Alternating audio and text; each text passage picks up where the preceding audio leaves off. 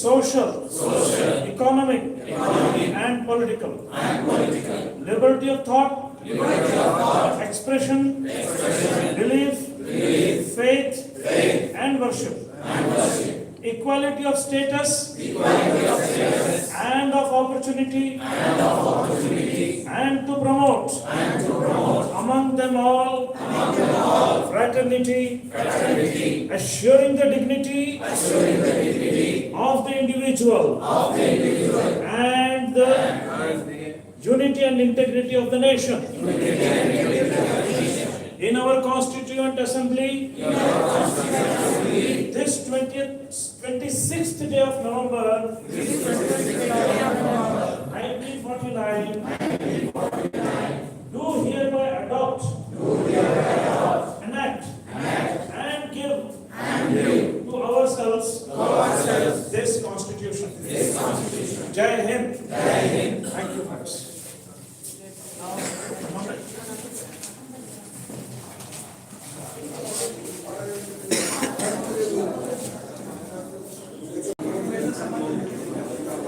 And then our coordinator, one of the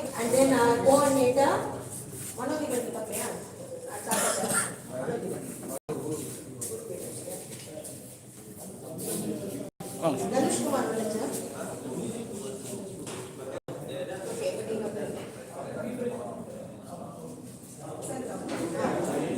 one more guy. Fair one, Divesh. Group photo will be taken during tea break. Yes. Divesh to coordinate, and one more person,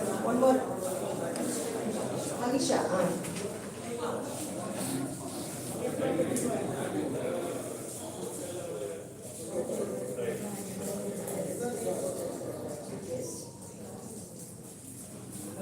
So it's an honor and privilege to introduce Sukita Sarangaraj. She's a journalist and comrade. Please be seated. New Century Book House. Don't disturb.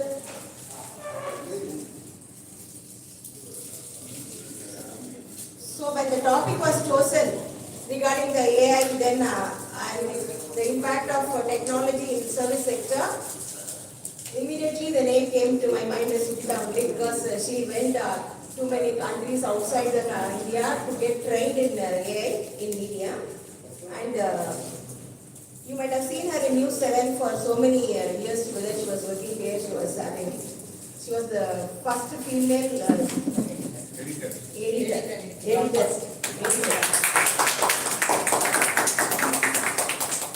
You know, it is very tough for a female to get. It is easy for us to do the job. It's difficult for the society to accept accept that we have talent, and that's where we stand outside. And so, and from her experience in the media field is 20 years, print media, television media, digital media, and everywhere. But she has come from the middle part of Tamil Nadu, from a small village, and that is near Pudukkottai, and that is very big. See,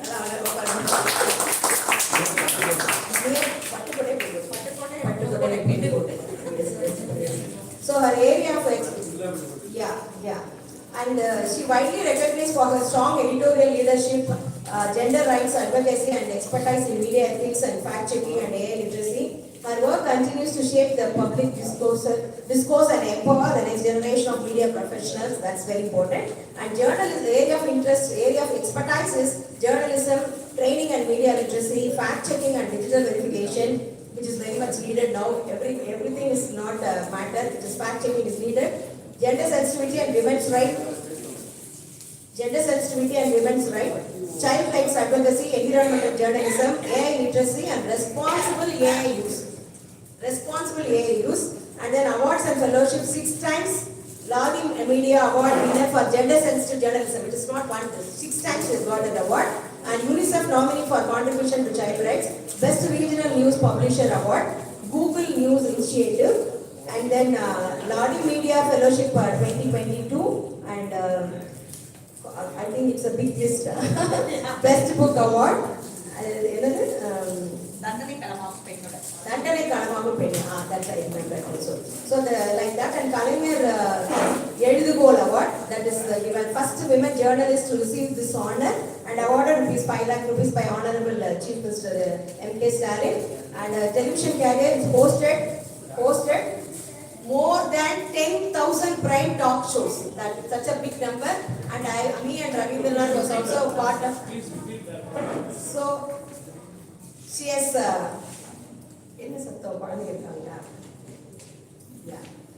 She has hosted more than 10,000 prime talk shows, interviews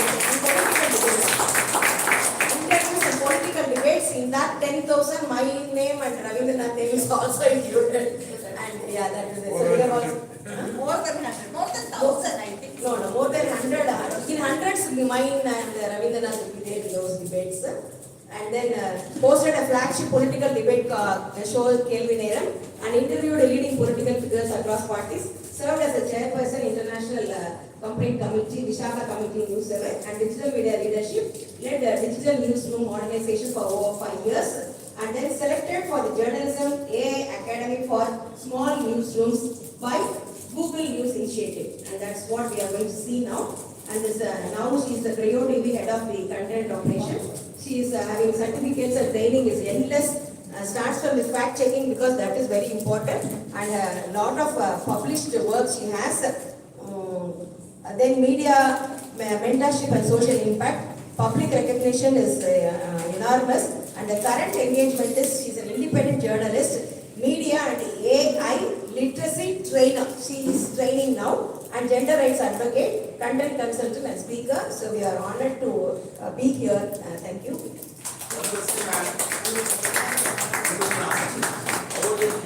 That is secret and that should not be asked. Even if it is asked, we will say we don't know. And even we will say I will not tell. That is not the answer. I don't know. Come. And I can say one thing that she has got 20 years of experience in journalism. At least 20. No. Now you can No. right? Yes. Now they respect. So that one, yes. Somehow I have answered her.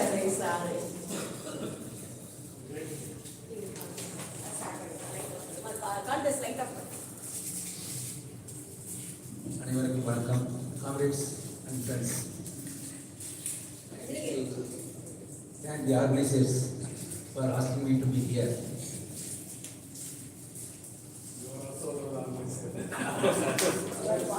Organizers.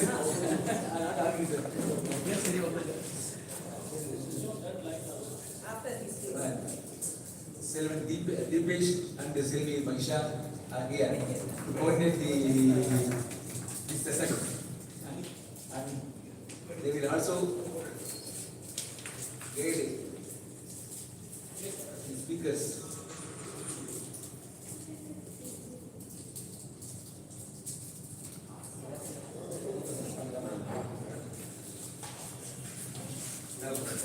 Deepesh.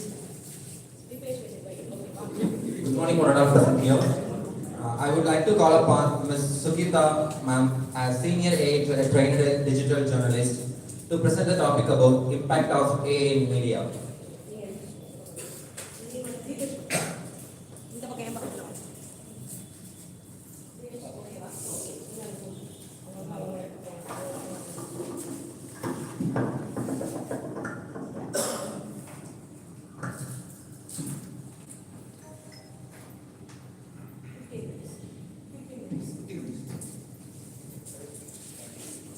Good morning to all.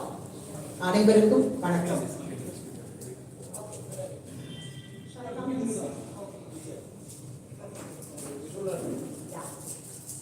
Very comfortable. Thank you.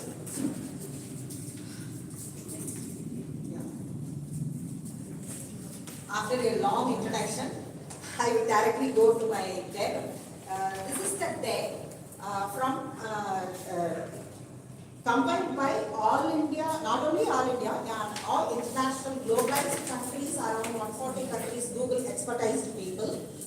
In India, 200 expertised trainers, one among the trainer. I will thank to this opportunity to this organization, particularly especially Shanti Doctor and Ravindranath Doctor. We are all, I think, 15 years more than the friendship, well-wisher and mentor, everything. Let's go with that. More than 15 common languages, Google News initiatives, train this, TOT, train the trainers workers. Adira means, this is a data links company, it's a partnership company of Google. They trained all over the India. Adira means AI for digital readiness and advancement. An initiative to build an AI-ready workforce in India, supported by the AI Opportunity Fund of Asia Pacific Fund. Only media peoples and healthcare peoples only got this training. In an era of AI, you have taken the first crucial step. You are here.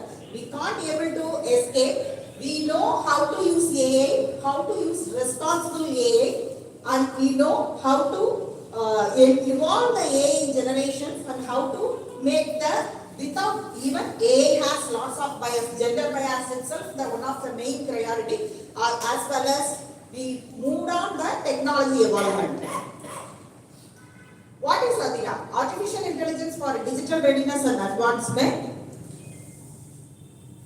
Already I told you this is Asia Pacific Fund everything. Because it's a 183 slide, I go with the basic of AI only. What is the mission of Adira? Build an AI-ready workforce, equip learners with industry-relevant AI skills for better employment opportunities. Everyone says AI, pluck out the employment opportunities, but it's equip the learners with industry-relevant AI skills for better employment opportunities. This is the first thing we minded. Promote innovations and creativity. Empower learners to drive innovations and creativity through AI understanding. Being a journalist from print to pixel, I have a lot of experience to upgrade our talent, upgrade our skills, upgrade our technology. It's very important. Even though I have a quote, one quote is in our LinkedIn profile, that is, be a priority, not an option. If you are a priority, you learn and upgrade yourself every day, every second. That is the main thing. Ensuring ethical and responsible AI use. Promote fairness, transparency, and productivity in AI applications. Who will be trained under Adira? Healthcare sector. Healthcare professionals, public health workers, healthcare administrators, medical students, telehealth operators, staff nurses, and community health officers. Even Vadvani, if you all know Vadvani foundations, right? Vadvani do lots of AI tools, particularly for front AI workers, example ASHA workers, frontline workers, ASHA workers, even the photographs. ASHA workers carry the weight and the machines, everything to measure the baby's weight and height from the remote areas, right? But after that, Vadvani is one tool. They are under process. It is it's in evaluation method.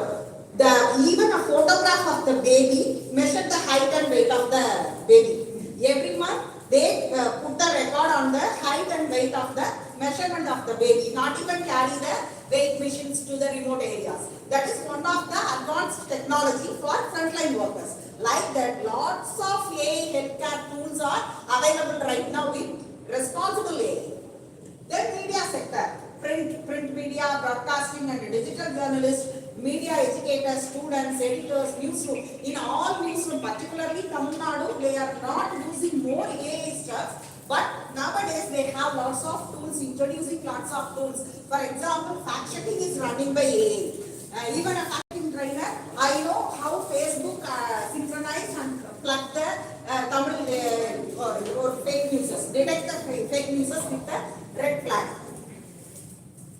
Fact checkers, designers and visualizers, we can make a single click with ChatGPT and Nano Banana and then Gemini, Copilot, whatever it is, lots of AI applications. Social media content creators, marketing professionals, video and music producers, animators, lights and sound technicians. technicians. For video and music producer, I want to tell one thing. Selva Kumar is one of the AI prominent technology expert. He wrote a book.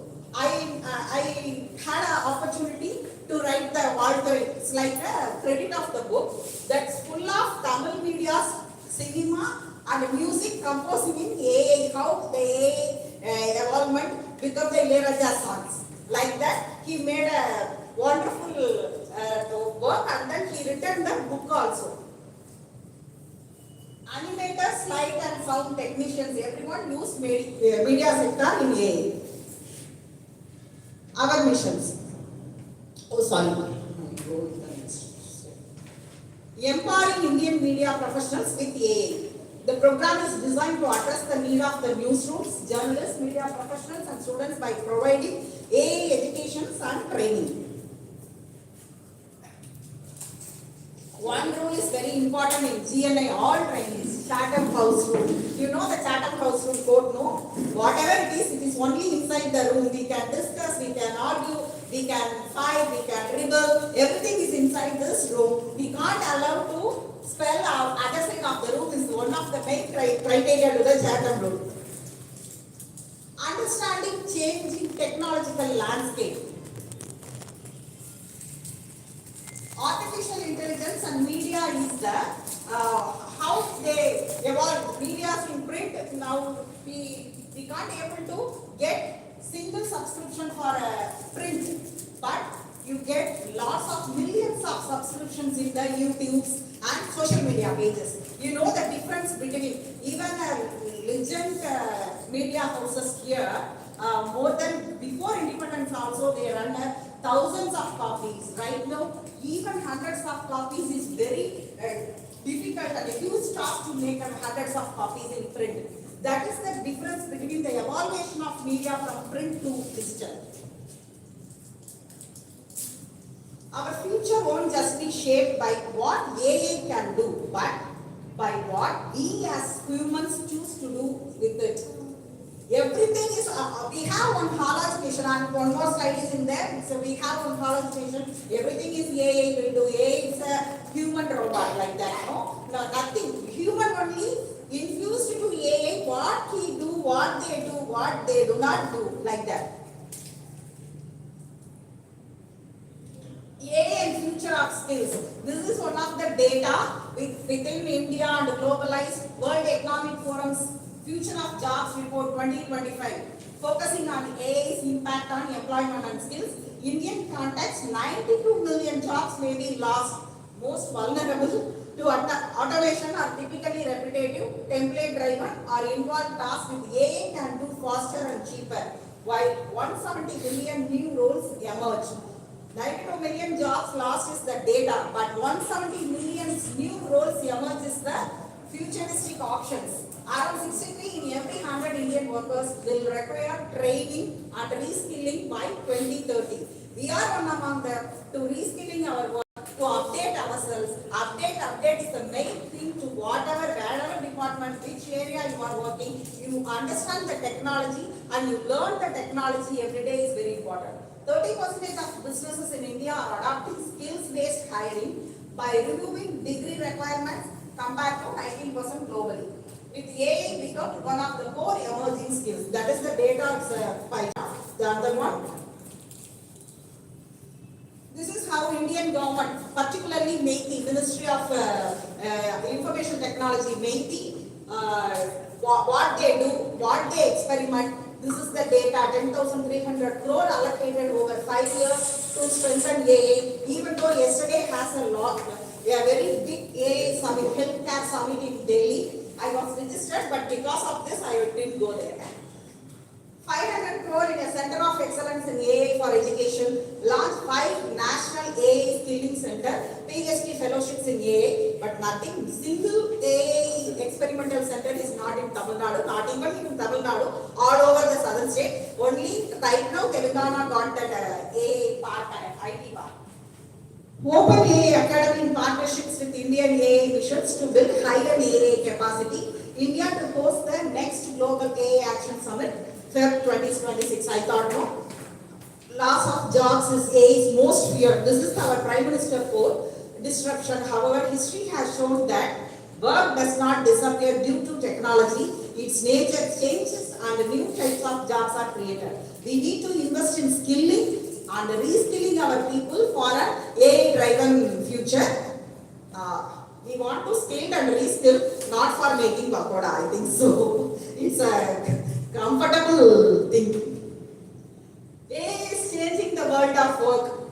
Artificial intelligence is no longer just a buzzword. It's changing how we work, the skills we need, and the opportunities available across industries. Even students, it's a huge task. Even I have my daughter, 19 years old, doing first year law. Lots of usage for generic AI, responsible AI. They use all those things in the class, inside the class.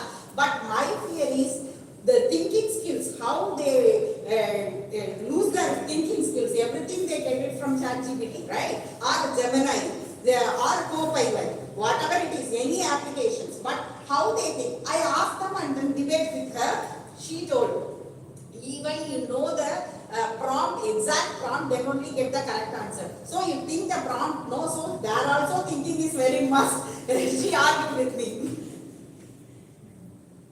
In media ecosystem, the fact that AI can make decision means we are entering a new era, one where machines are not just tools but collaborators. This brings both promise and responsibility. We are thinking tools are very important, but not only important, they are responsibility. We want to know about the bias of the tools. Even if you have a mobile, you can try one Indian face. You just create one Indian face. They give only fair look, dusky look, or black look. Even Indian faces are only dusky and black, right? Why not fatty look or white based skin? They have all the bias inside. Even as gender bias is more important. The evaluation of technology, how they evolve it in each industries, artificial intelligence, AI systems, and then computers and internet, missions and factories. Missions means every departments in industrial areas, they have AI tools right now. Even agriculture, you see the fertilizer spilling also in AI drones. Farming and settlements, early tools and fire, everything is under technology of AI. The environment, you already know, print, radio, TV, and then internet. Then now ChatGPT, Gemini, Copilot, everything, the evaluation of Indian information story. People are worried that AI will take everyone's jobs. We have been here before. This is one of the important articles. You go and read in this MIT Technologies Review Journal. You go and read this whole article. What machines do best and versus what humans do best. This is the workshop, so I skipped that because of time concession. How you feel? Machines do best or humans do best? Any idea? Machines. Humans. Yeah. Okay. What can machines do better than humans? What can humans do better than machines? How can we best combine that strength? This is one of the biggest questions between machine versus human. But every human only make the machines, right? This is the workshop, so I state basics of AI. I go directly to this is how we started the AI, basic of the AI. A GPS navigation system for finding the fastest route, spreadsheets that calculate sums and other predefined functions on given data, a music recommendation system such as Spotify that suggests music based on the user's listening behavior. Not only Spotify, now all OTT platforms are combined with AI. Photo editing features such as brightness and contrast in applications such as Photoshop. Not only brightness, even though if you are not like one person's in your group photo, you can remove with the AI eraser, and then you can remove with the background also. This is one of the important quote. Marvin Minsky, he is is the one of the first AI founder, scientist. That is a science of making machines do things that would require intelligence if done by men.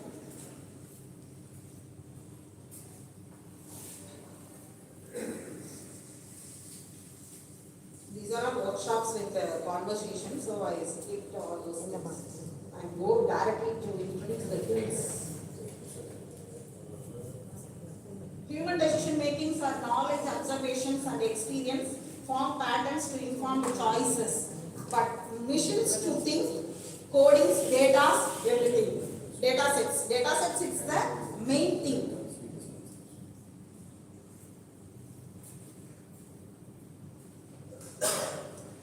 You train the data, even though if you are using ChatGPT, it's adapt to your style.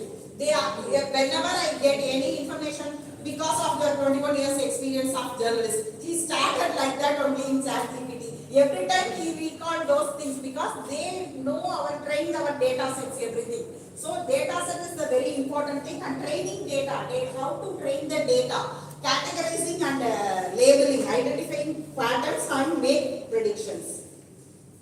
I want to introduce the tools first thing, is very important. So due to the time constraint, I am directly go the tools introductions. Yeah, AI has been there for, in Google Maps we have AI, Netflix, we have AI, Amazon, everything combined with AI, Spotify, Google, Instagram and Grammarly, like that, lots of applications, AI applications today we have. Even this deck is very old, it's 6 months old deck. Machine learning, how AI functioning, generative AI, machine learning, NLP, natural language processing, everything. This machine learning and artificial intelligence and deep learning. Deep learning is very important because in fact-checking training, we saw lots of deep fakes, no? How to eradicate deep fakes, morphing photos or videos. Deep learning and machine learning is a very important role playing in fact-checking things. The explanation of the deep learning and artificial neural, I just go with the important things only. This is all very task to know our language models. Language models is very important. Large language models means if you want to train the models in own languages, in Tamil, in Malayalam, in Hindi, how they train the language into the AI sector. Natural language processing is very important to understand and interpret and generate human languages. How to understand the natural language processing to translate or interpret. You are all using the Google translation, right? That one is. Few key concepts, that is very important. Generative AI, text to text, ChatGPT and Gemini are text to text conversion. Text to image conversion. How many of you tried in Google Lens? Anybody trying whenever Google Lens? Yeah. Whenever we get a new news, new picture or anything, even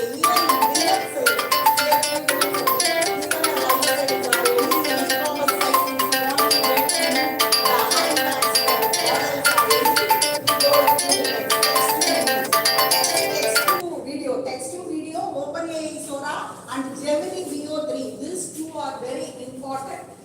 Text to video. Text to audio. 11 Labs is the very important tool. Please, you can note down these tools and try with your own single handset. Already thought now hallucination in AI generated medical summaries remain a grave concern. Lots of journals reviewed by AI. That is what is important. These two articles are in the site. You go and read AI generated reading list in Chicago Sun-Times recommends non-existence books.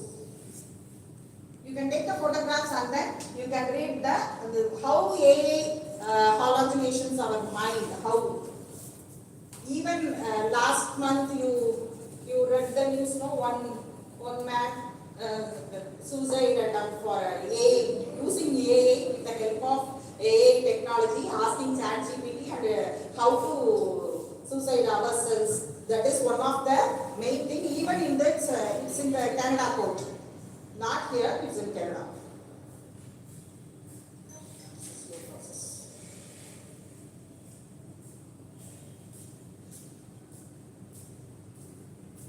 Already I told about the bias. It's very slow.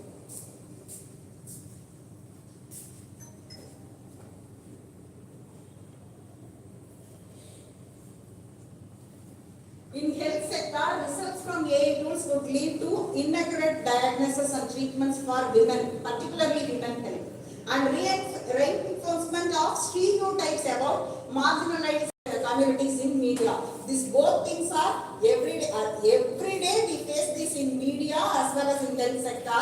The both in AI, even the technology improved, they are also have the same issues.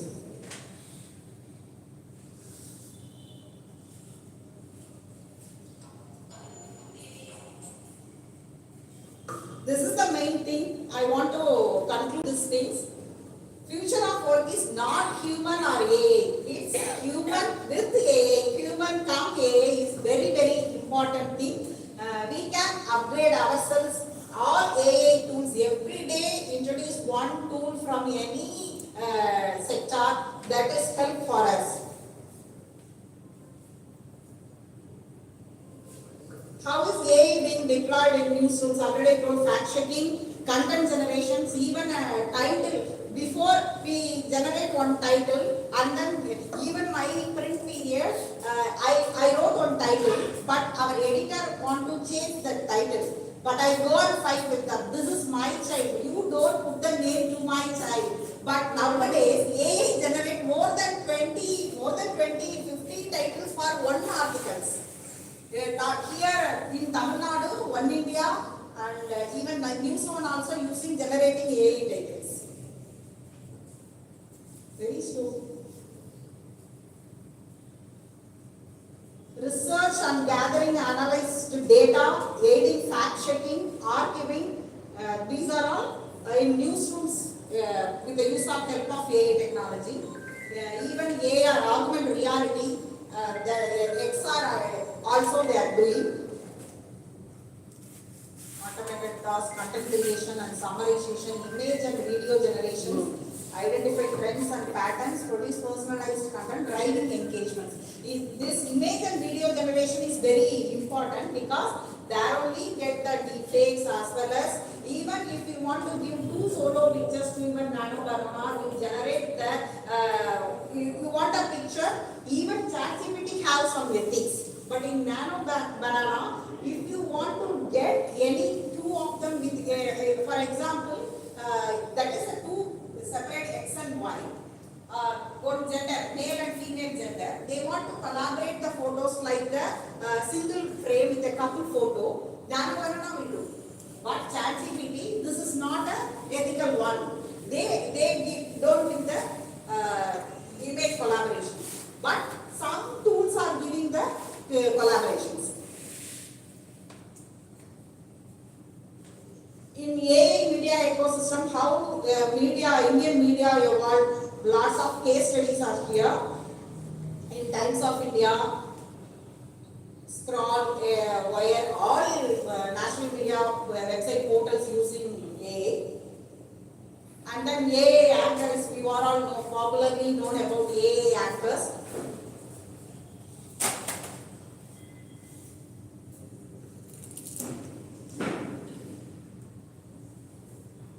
How to make the Green Mat AI studio? It is evolving to a normal human being. Even dark medias are using that name headlines newsreader like AI, by using the AI name of some kind of Siri or etc. name they given.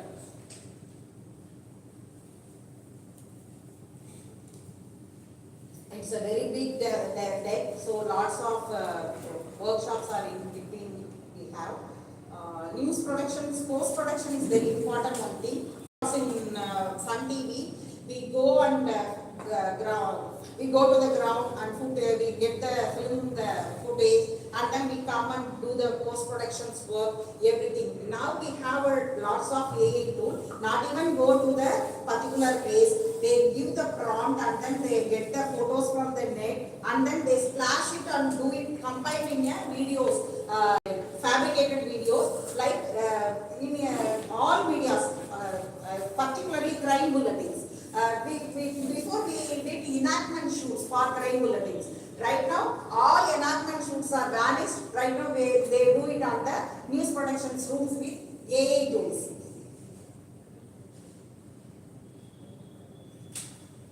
Story summaries, everything. This one is very slow. How much time for me? Another 2 or 3 minutes. 2 or 3 minutes. Okay. Enough for you? Yeah, of course.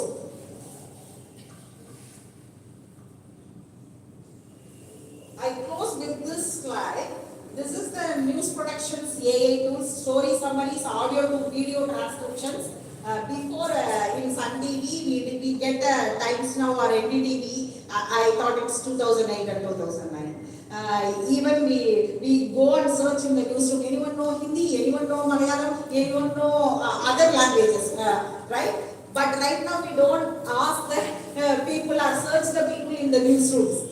They get the Google translation in an AI tool, then we put it in the mic through the bytes and then we translated and subtitled everything we generate from a single tool.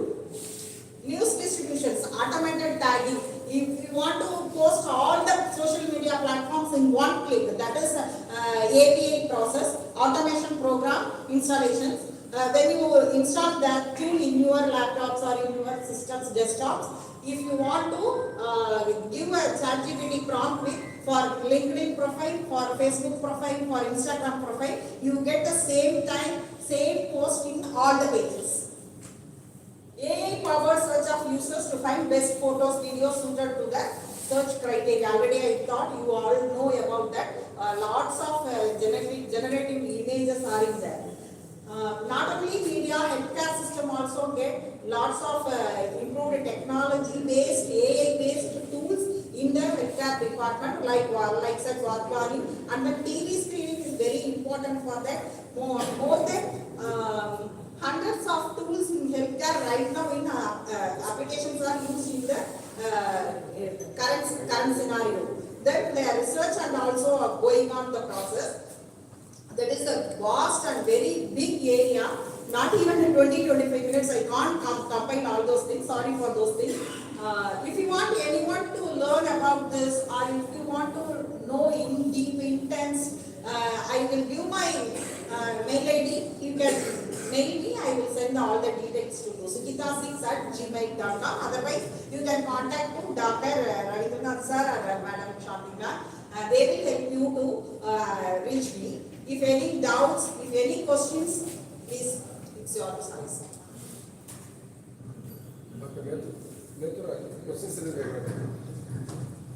எவ்வளோ பேர் தமிழ்ல இருக்கீங்க?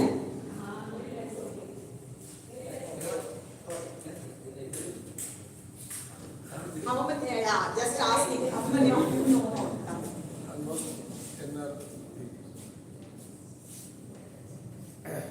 ஏதோ questions இருக்கா?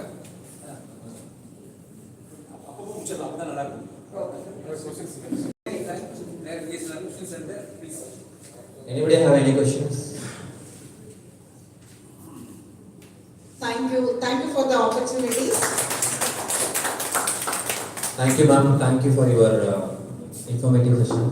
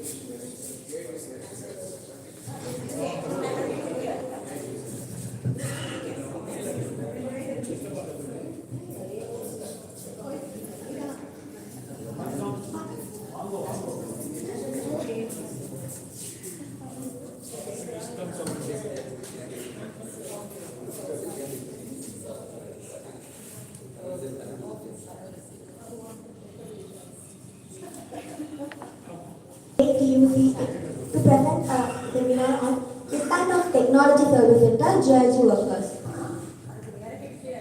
He is one of the secretaries of the Tamil Nadu State Council of the Communist Party of India. And she has got so many things naturally. So you can see her, she's bank employee, retired bank employee, but she used to be very active in AIPF. And with reference to even female gender also, we have filed even case in Chennai High Court regarding the maternity benefit of the women are getting reduced out this labor code, which is very, very important. So we have filed the case. So not only the trade union aspect and IT employees, DD workers, for every aspect there, and ASHA workers, even domestic workers, from it ranges from domestic worker to IT employee. So such a range of employees she is working. So we are very honored to have Comrade Vaida here.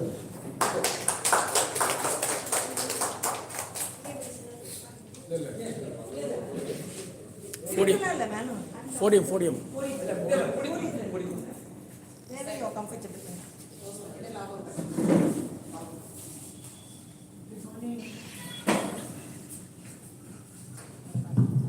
Good morning, my dear friends, and I can see a few of my comrades also here, and good morning, my dear comrades.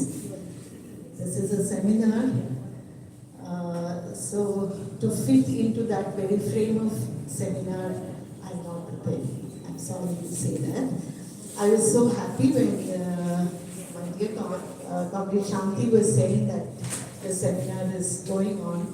So I told her I'm here on 26 because the last 2 days I was having some meetings, so I wasn't in station. So I told Comrade Shanti I would just like to drop in there. She said, no, you should come. So that way I've just come to share with you a few of my thoughts and experiences in the trade union industry with regard to how artificial intelligence impacts the service sector and overall the jobs and livelihood of people. So when I say that, I should not be mistaken for speaking against the technological growth. Definitely not. Not against the technological growth. It is about who owns the technology, who owns the control of it, and who is deprived of it, and the political economy of technology. That is the concern, and that should be the concern that all of us here should be sharing also. And that is the reason why we are sitting here and talking about how the technology evolves and how it works and things like that. So I would not be speaking anything out of place here because this is a progressive writers seminar, and I also want to definitely share. I would just recall it, like all of us would remember the person who invented artificial intelligence. His name is Hinton, Geoffrey Hinton. He is called the father of artificial intelligence. He resigned from Google in 2023. For the simple reason he said, I regret for having invented artificial intelligence. Not because artificial intelligence has come to stay, not because of that. If I had not, this is what Hinton said, if I had not invented it, somebody else would have invented it. But that is not an excuse for me having done it, because I'm seeing how the corporates own it and how the livelihoods are lost. This is what Hinton said when he resigned from Google, only because he wanted to come out openly and comment on this misuse of the technological growth.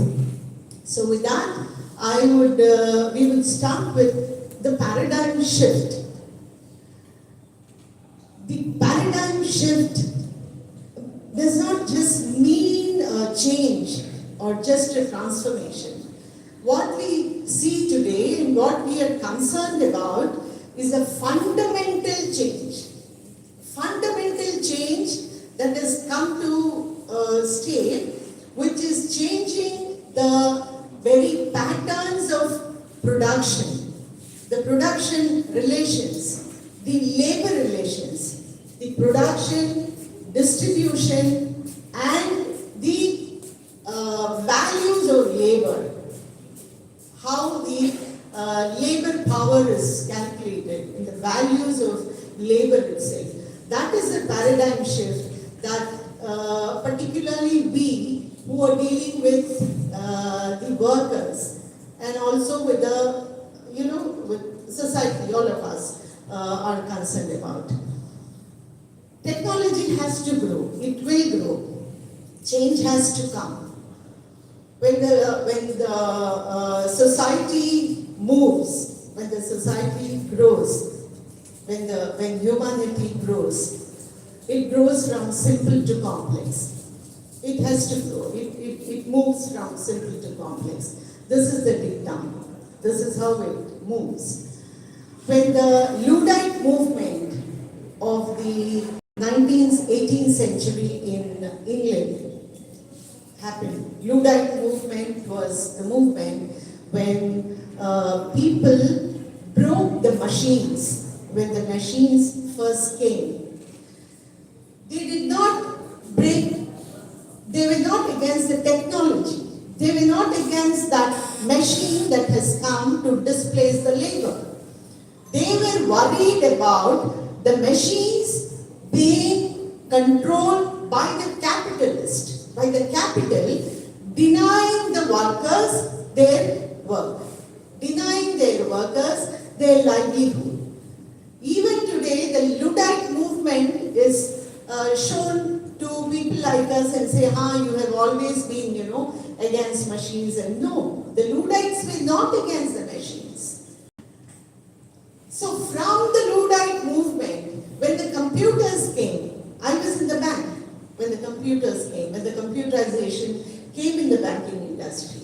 We as a union, All India Bank Employees Association, we protested against the computers. We did not want the computer to be installed in the office for the fear that our work would be replaced. We would be replaced with a computer. It did happen. It did happen because All India Bank Employees Association was a very strong, powerful union, and we had a big, had a good bargaining capacity. We bargain. You bring the computers, you install the computers, you give us the designation as a computer operator, give us more, increment, give us more money. That is a bargain. So that happened. So after computerization, we saw the digitization. Digitization, artificial intelligence. So now, with artificial intelligence we have been using, we've been very happy. Googling things and seeing things, and it is, when you want to know about something, hundreds and thousands of pages unfolding from the Google and bringing the world in front of us. All that is excellent, fine. And the merits of it, of course, we know any technological growth definitely brings along with it its own merits. And of course, the demerits that we are now going to talk about. With service sector alone, with a brief time that I have, I would just want to confine myself to the service sector.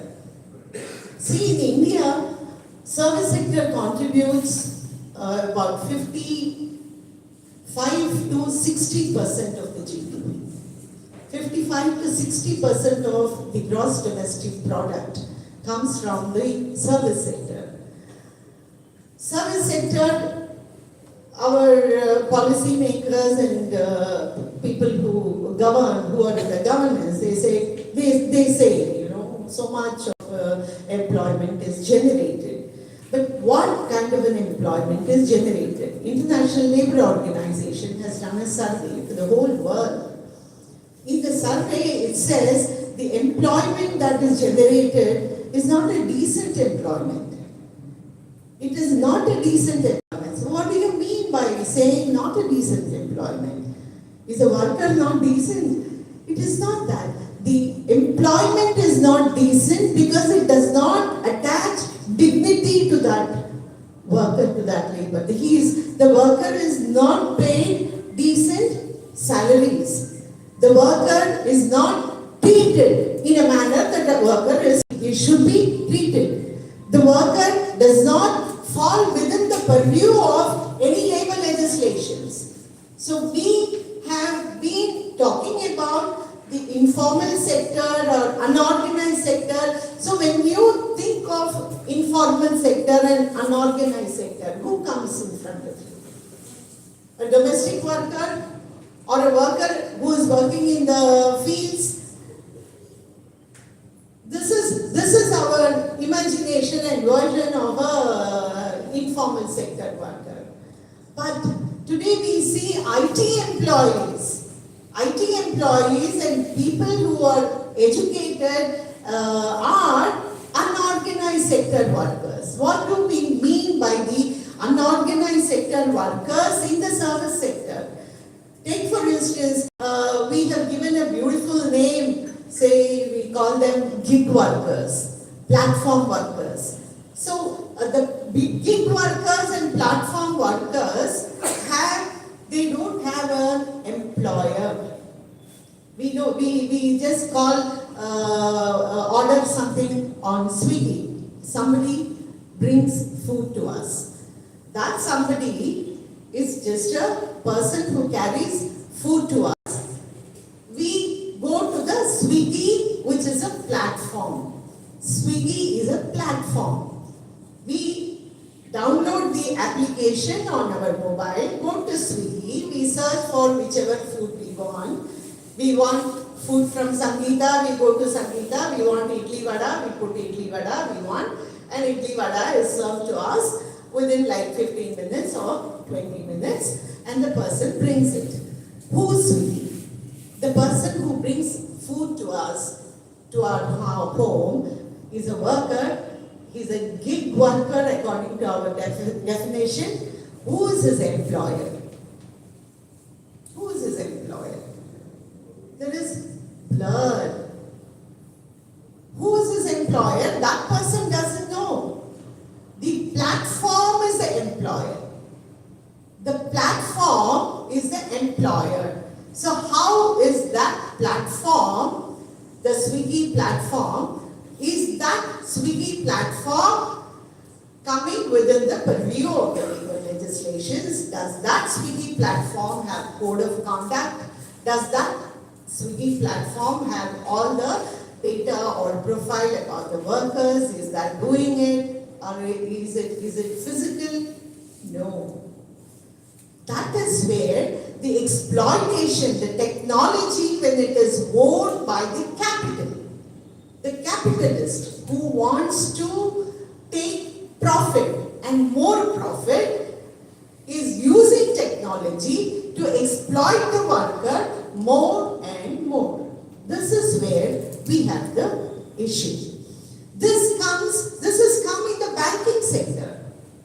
When it came before the platform, it came in the banking sector, like I said, computers. Okay, computers came. Now you go to ATM, the banks are telling the customers, don't come to the bank. I think you all be knowing, not so far not nationalized banks. If you go to even State Bank of India does. State Bank of India, if any of you are having accounts with State Bank of India, State Bank of India puts penalty on you if you are going to the branch physically to draw cash more than 3 times a month. They don't want you to come to the bank. They are saying, why go to the ATM? We have fed the ATM, put money on the ATM, we have given you debit card. Go to the ATM, operate and take it, don't come here. State Bank of India says that, and other nationalized banks have so far not brought it. HDFC says that, ICICI says that. They simply don't say, if you go, they serve you, they say reluctantly, they will also tell you, I don't know if you have come across any of the cashiers saying, why Baba you come here, go to the ATM and take cash, why are you coming here? I'm sure some cashiers in the banks must have told you also. Initially it began with you can only take cash from the ATM. Now you can feed cash into the ATM, you can take your statement. So whatever you do physically at the branch, you are doing it with the machine here. So that human relationship, service sector, the technology has taken away the human relations of it. There is one movement that came up in London.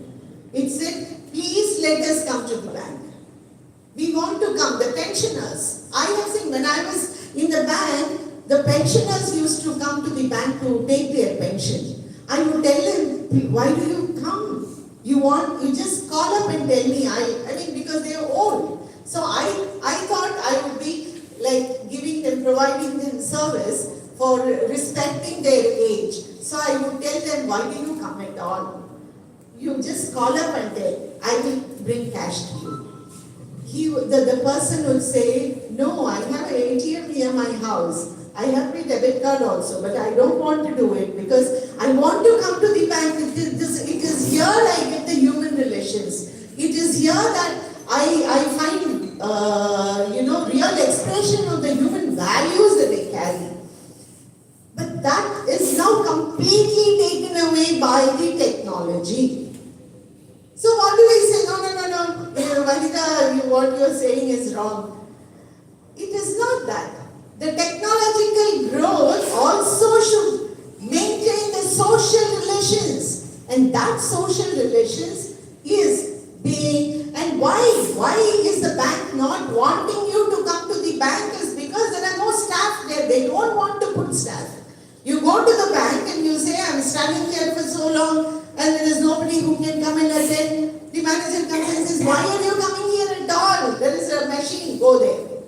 So, retrenchment. They don't want to reduce the workers. They want to reduce the permanent incumbency that they have to carry in terms of giving you salary, dearness allowance, provident fund, gratuity, bonus, and blah, blah, blah. All those things whichever we have run over several years together, they simply want to deny.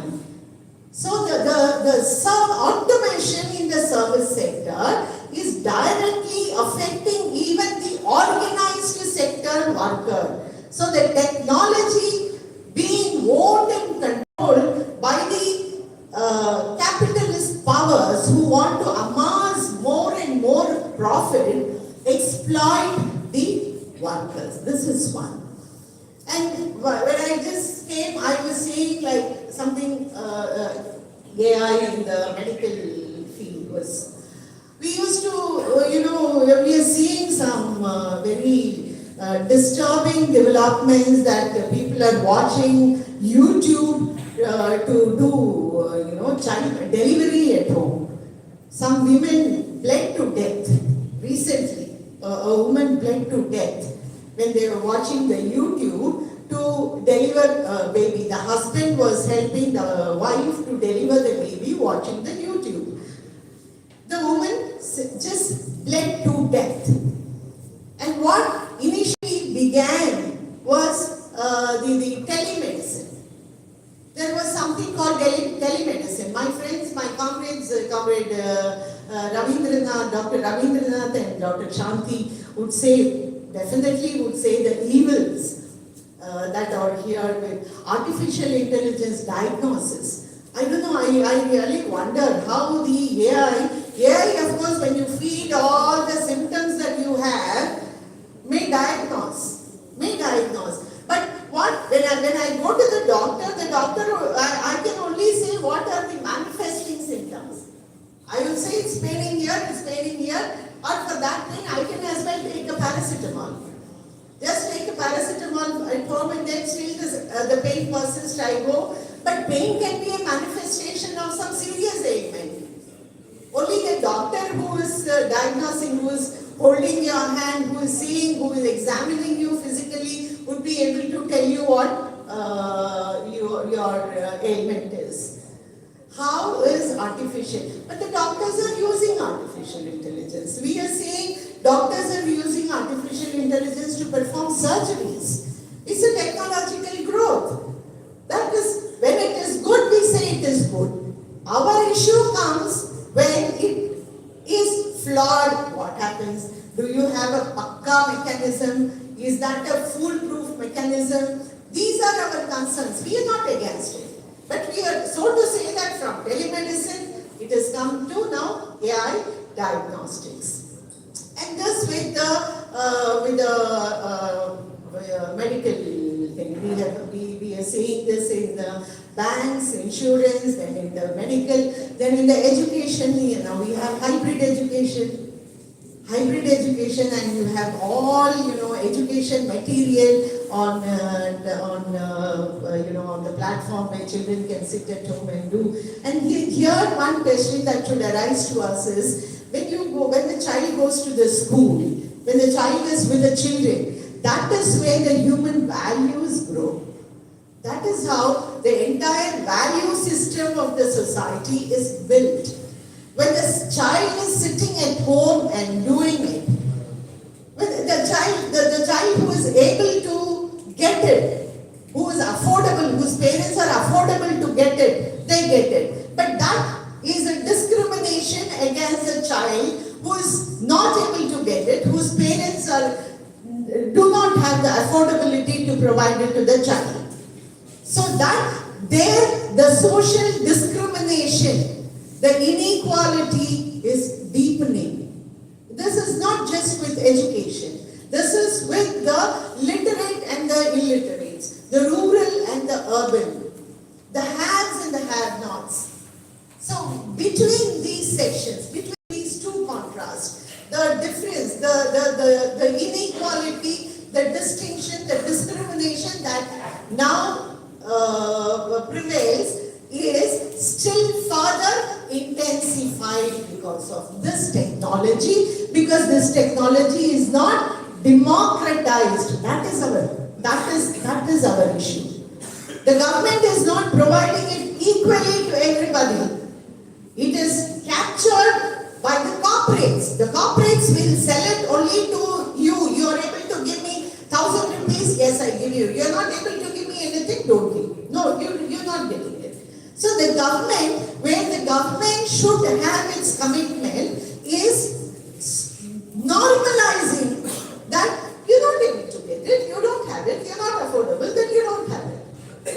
So the welfare state structure, this architecture of artificial intelligence is intensifying this inequality. And job losses, the government, and there are lots of studies which say it creates jobs. If it is creating jobs, why are we all against this kind of, the corporates holding it? Why is Mr. Narayana Murthy of Infosys coming and saying that you should work for 12 hours a day? Why is Narayana Murthy saying 12 hours? When this work that I am doing for 8 hours, an automated machine, a digital technology can finish off in 2 hours or 3 hours, then I should be benefited. My work of 8 hours should be reduced. My work in the sense the worker. The benefit of it should go to the worker. So it should be said, okay, the computer has come, instead of you pulling the ledgers and putting the postings, the computer is doing it fast. You've been working for 8 hours, now you work for 6 hours, and your 2 hours of work you use your health and creative activity, which would help in the growth of the country. This is it. This is what Richard Wolff is a Marxian economist. He talks about technology and artificial intelligence. He says this is what you should do. This is what. And this is what we should do. When the technology grows, you're able, by why is Infosys Narayana Murthy saying you work for 12 hours? You have a machine that will do my work in 2 hours and you still want me to work for 12 hours and you take more and more and more and more profit and accumulate your wealth. This is where the accumulation, the technology is moving towards more and more accumulation of wealth, intensifying inequality. This on the one side. On the other side, we have what is called surveillance fascism. We know the word fascism. Now with the surveillance, look at the data that is with the government. And now this is not new for us, the algorithm. The algorithm is identifying, even in the, when we talk about the gig workers, the gig workers rating, when Swiggy comes home and delivers something to you, the worker, the person who comes and gives the food to you says, Madam, please give me 5-star. When you travel in the Ola and Uber also, they say, please give me 5-star. It is based on that 5-star that you give. His salary or his performance is only rank. So that ranking is in the hand of that employer, of that platform, the person who, so your monitoring, your ranking, everything is done. And here one thing is the designers, I'll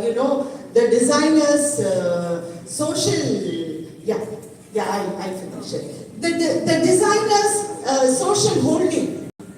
There is a lot of things. We have seen one Swiggy person who came and delivered. When the person who was receiving the food saw the name of the person who is delivering the food is Ahmed.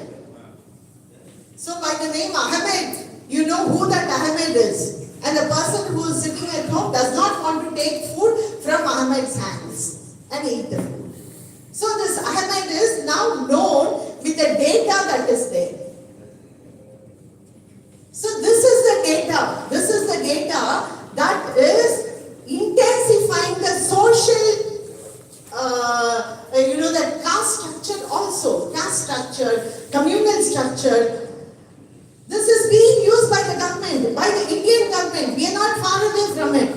What is the Pegasus spyware? And how dissent is now seen. And the fastest surveillance, just link the Aadhaar card and your biometrics. This is a surveillance. And increasingly, this is a surveillance state. We are monitored. Our movements are monitored. So these are the things when these are controlled, the corporate and the state together.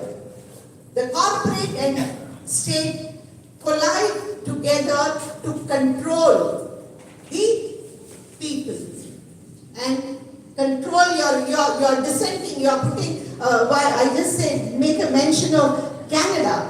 Canada had issued an advisory to its people, to its citizens. Canada says, when you go to America, don't carry your Android phone. Leave your Android phone at home and take that, burnt phone or something they call it, burnt phone. Which means when you carry your Android phone, your algorithms are known, you are known.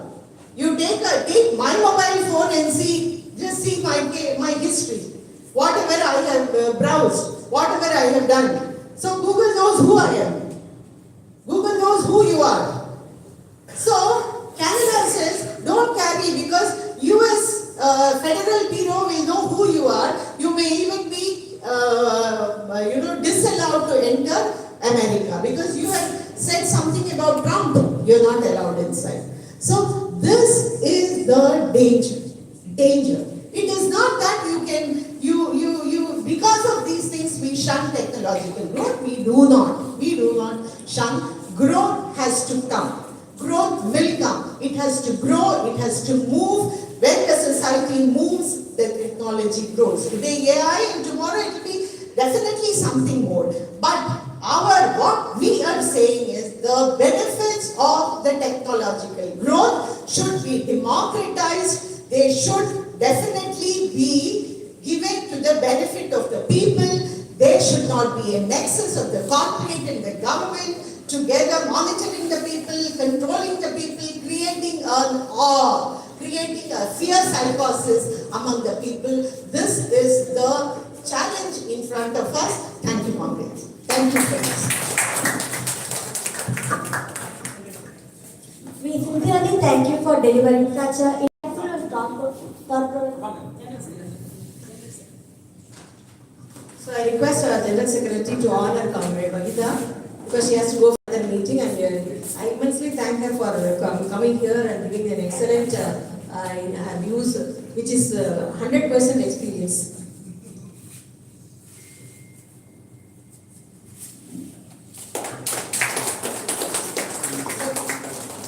Ma'am. This is to her. This is for paid representation, certificate for paid representation.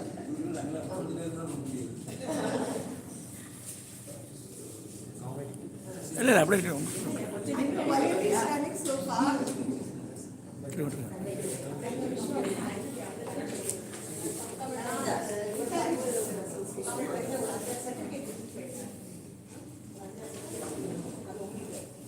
So I request Comrade Vagita to distribute a few certificates so that the fourth person here. So Biju, Comrade Biju, Kerala, Dr. Sajid. It's very easy to control the students and very difficult to control the teachers. Whatever, come. Full Kerala, come. Please, full Kerala, come. Full Kerala. So, full Kerala, come, please. Comrade Dr. Sajid will be getting it.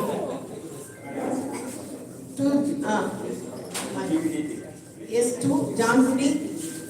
Sir, excuse me, sir. All of you come this side so that the photos will be paka. Ma Akash at the photo.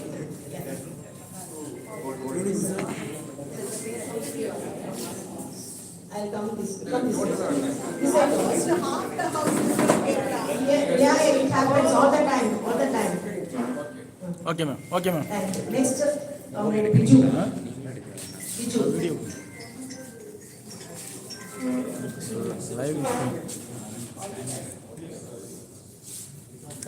Yeah, Rajendran. Nariman is over. Over. Lovely. Comrade Lovely. Lovely Sebastian.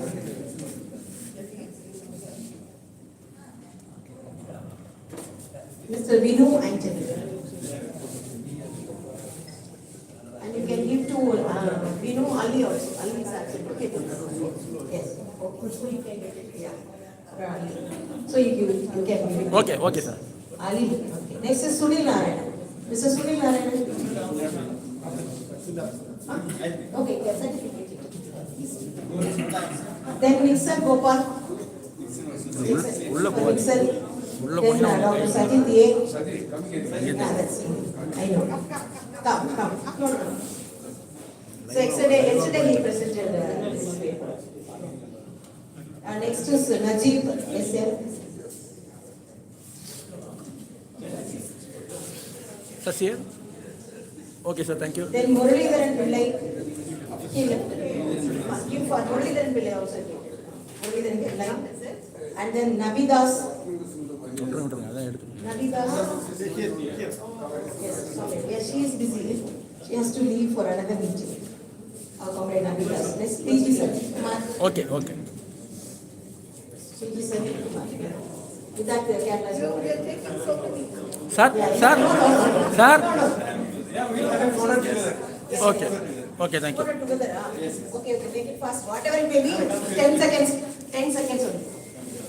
No, because General Secretary will say, before tea we have to have certain things.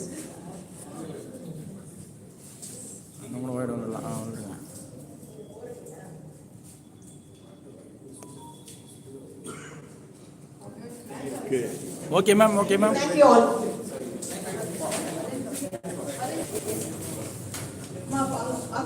Akash, photo please, come. Come on. Yes, thank you. கொஞ்சம் பேக்ல கை வரக்கூடாது.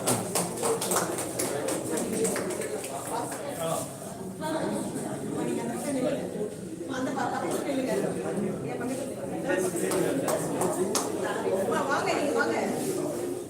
வாங்க ஒரு நிமிஷம் இருங்க. மணிகண்ட வாங்க.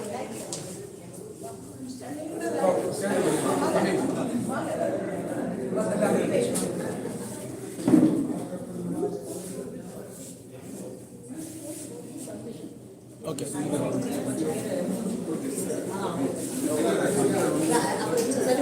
Ma'am? Some certificates எடுத்துக்கோங்க.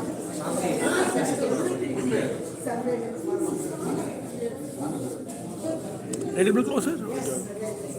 Okay. I request.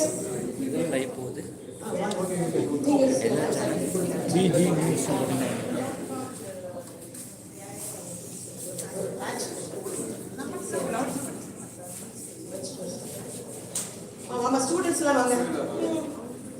ஸ்டூடெண்ட்ஸ்லாம் வாங்க சர்டிஃபிகேட் வாங்க. சரணும் அப்புறம் மதுமிதாவும் வந்துருங்க. மேம் எல்லாரும் இங்கே வர சொல்றீங்க. இப்போ as usual வாங்க. இந்த பக்கம் வாங்க. ஸ்டூடெண்ட்ஸ் இந்த பக்கம் வாங்க. சரண் மதுமிதா also வாங்க. One second, ma. Okay, come. Kausalya. அதெல்லாம் போட்டு வைக்கலாம். Okay. Manisha. See here, ma. Okay, ma. Okay, ma. Gokul. Okay, Gokul. Thank you. Deepesh. குறுக்கு பண்ணவங்க டக்குனு ஞாபகம். Dibesh. Okay. Madhumitha. Okay. Charan.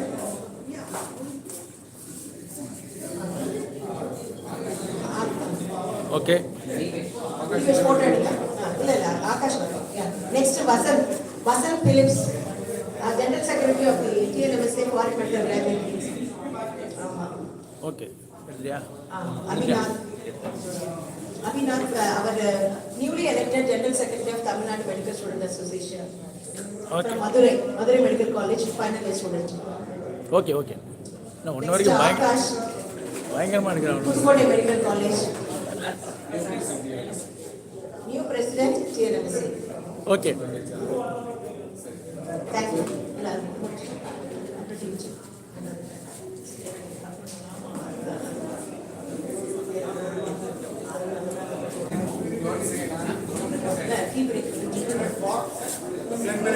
Tea break for 10 minutes.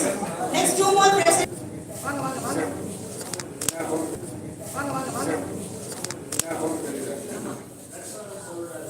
So present future. அவ்வளோதான் சார் இங்கே கொஞ்சம் க்ளோஸாக போயிட்டீங்கன்னா வராது. இல்ல பேனர் ஃபுல்லா தெரியல எனக்கு. எடுத்துருங்க. எப்படி எல்லாரும் எடுத்துருங்க.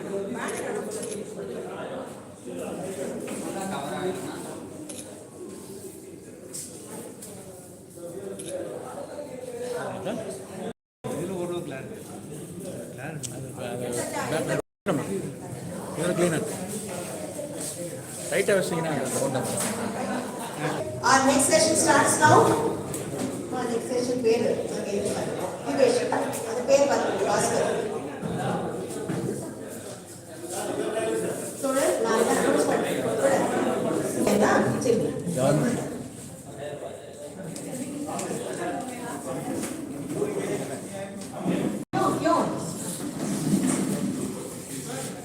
ஸ்டூடெண்ட்ஸ் வேணா முன்னாடி உட்கார நீங்க இது போட்டு சொல்லலாமா? நீட் டவுன் பண்ணிக்கலாமா? இல்லம்மா ஸ்டூடெண்ட்ஸ் முன்னாடி முட்டி போட்டு உட்கார்ந்தா ஈஸியா இருக்கும். வாங்க. So that no yaar, it is affecting others.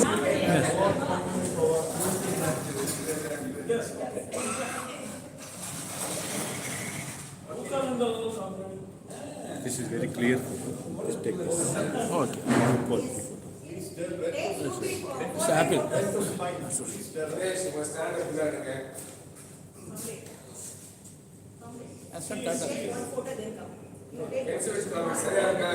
எல்லாம் கரெக்டாக இருக்குமா மேம்? எல்லாம் இங்கே பாருங்க கொஞ்சம். ஓகே. Ready ma'am. ரெடி.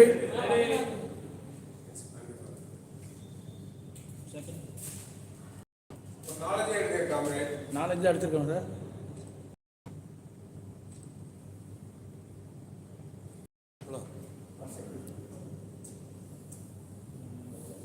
ஒரு லைட் ஆஃப் பண்ணுங்க. இந்த லைட் ஆஃப் பண்ணுங்க. எடுத்துல சார். இந்த லைட் ஆஃப். ஆமாம், இந்த பேக் சைடு லைட் ஆஃப் பண்ணணும். Back side light off. அங்கே ஒரு லைட். தினேஷ் லைட் ஆஃப் பண்ணுங்க. லைவ்ல இருக்கு சார். அதான் அங்கே clear photo. No this side dot. No clear photo. No this side dot. No கொடுங்க சார், கொடுங்க என்கிட்ட கொடுங்க. YouTube me. YouTube me. முதல்ல லைட்டுக்கு இருந்துங்க, இப்போ லைட்டே இல்லைங்க. இல்லை துல நான் சொன்னது புரிஞ்சா. சரி விட்டு விட்டுருங்க. அப்படின்னு அந்த பின்னால் உள்ள அந்த லைட் ஆஃப் பண்ணி இவ்வளோ வேணும் கூட இவ்வளோ நேரம் உட்காருங்க.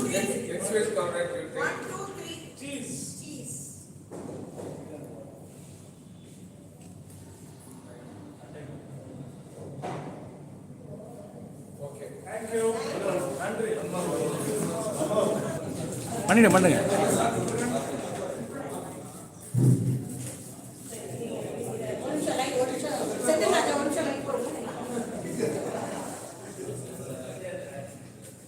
So we have Mr. Bhaskar with us.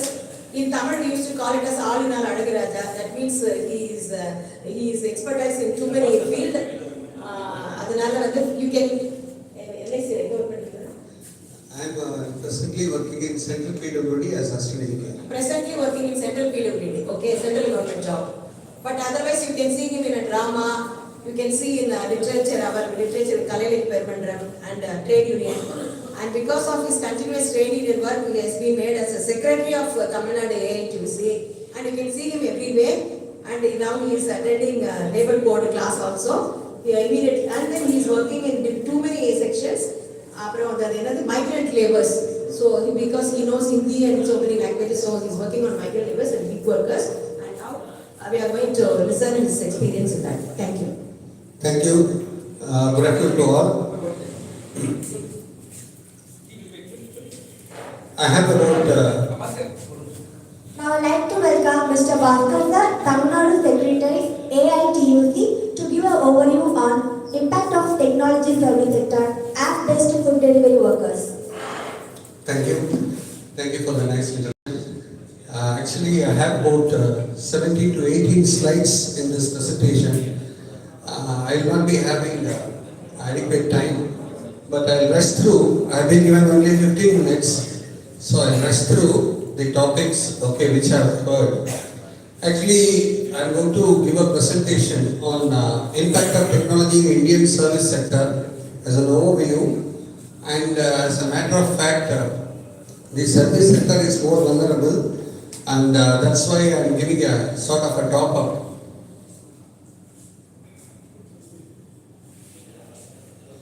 First, the service sector has become a backbone of the Indian economy.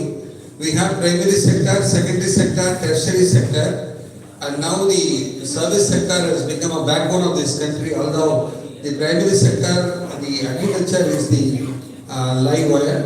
The key leading subsectors now are IT, digital services. Okay, all these things are seeing a paradigm shift because of the artificial intelligence, cloud computing, and cyber security. We call BFSI. The banking, financial services, and insurance sector is seeing developments on many folds, and also we call FinTech, that is financial technology, which use software, mobile applications, and cloud-based technologies to automate and improve the delivery of financial services. So healthcare services are also seeing paradigm shift. We have telemedicines and all that in place. And now we have a new buzzword, that is the Global Capability Centers, which we call as GCC as an acronym.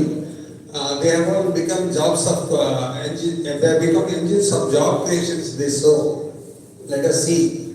And also they have a support roles to high-end engineering and R&D and analytic hubs.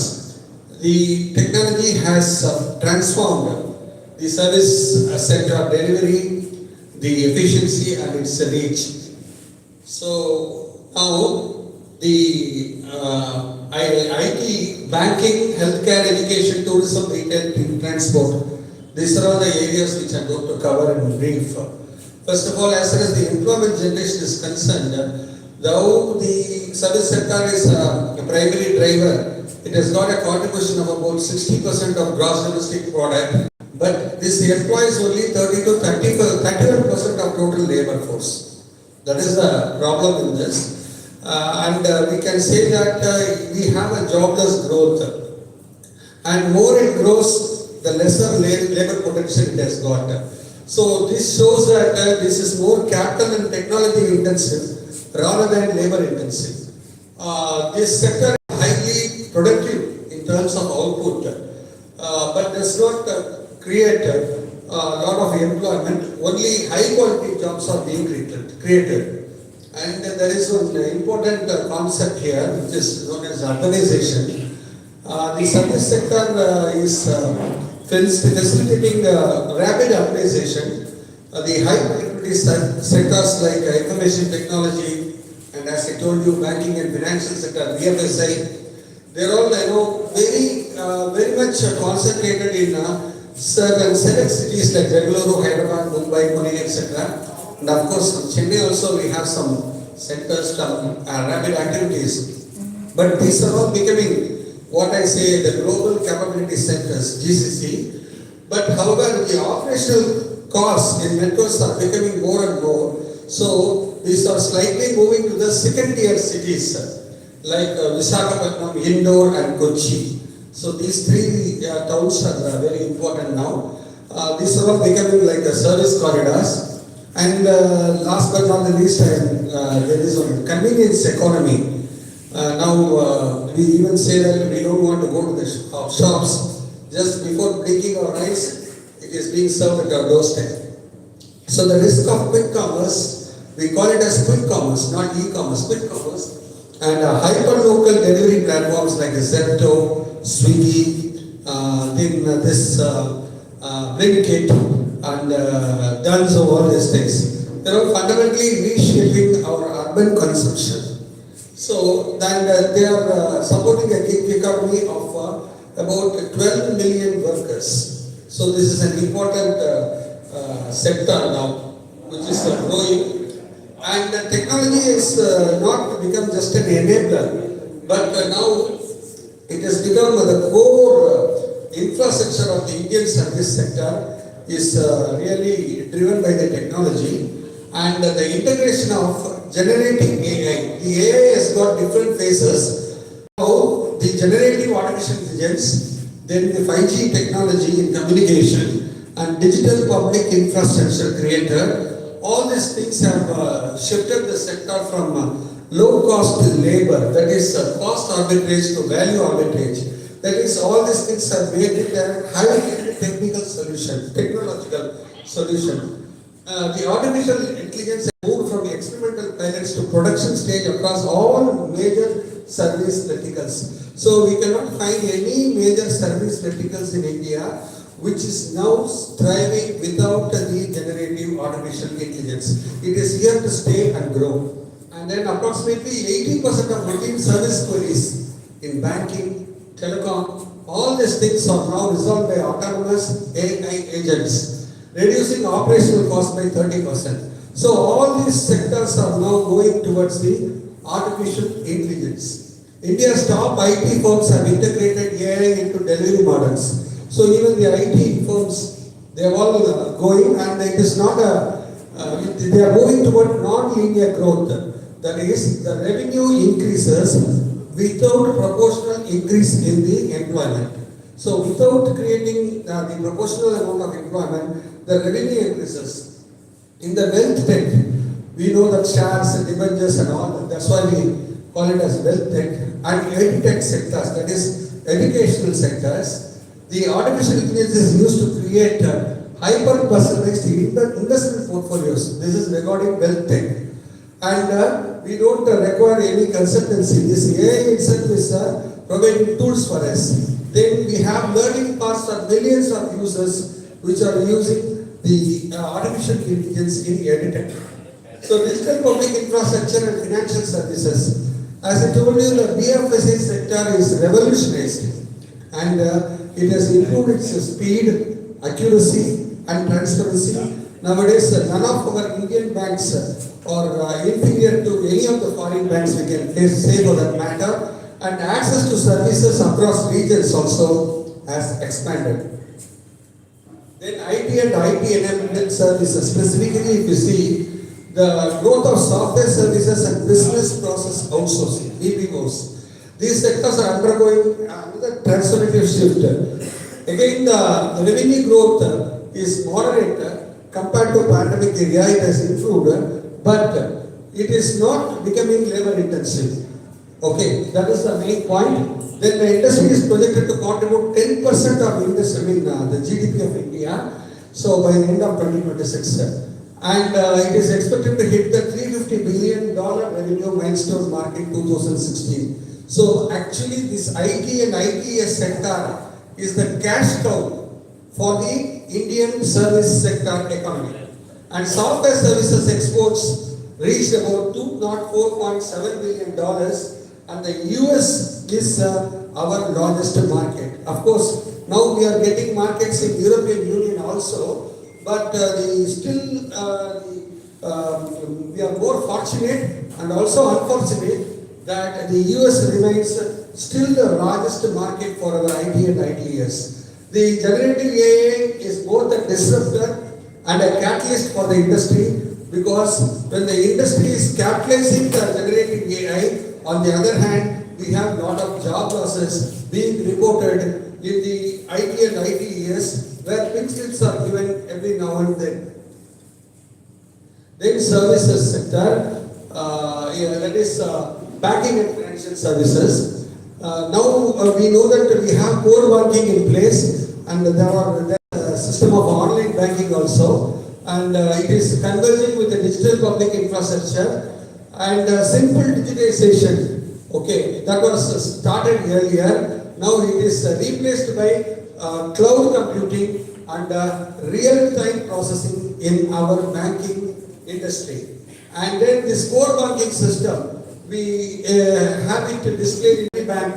What is that? It is a backend system that processes daily transactions which we do in bank, and also it updates accounts. But now the focus has shifted from mere connectivity to scalability. That is, the banking sector is going with great guns, and the scales they are operating is very high, and it was never imagined before. The major public and private banks like SBI you take, or Punjab National Bank you take, or SDFC you take, or ICICI you take, they have migrated large portion of their core banking system to hybrid cloud environments to handle the massive surge in UPI and digital transaction values. If you go and print your passbooks in the bank, see, earlier we used to have very minimum entries in the passbook. Now if you see, all over this UPI transactions occupy the most of the pages of the passbook. So huge volume of UPI transactions are there. So now what is happening is, rather than having internal servers, now we have a hybrid system in the banking sector where we also make use of cloud computing. Now the banks have started hiring huge number of the storage potential so that the CBS can be integrated with this UPI and digital transactions.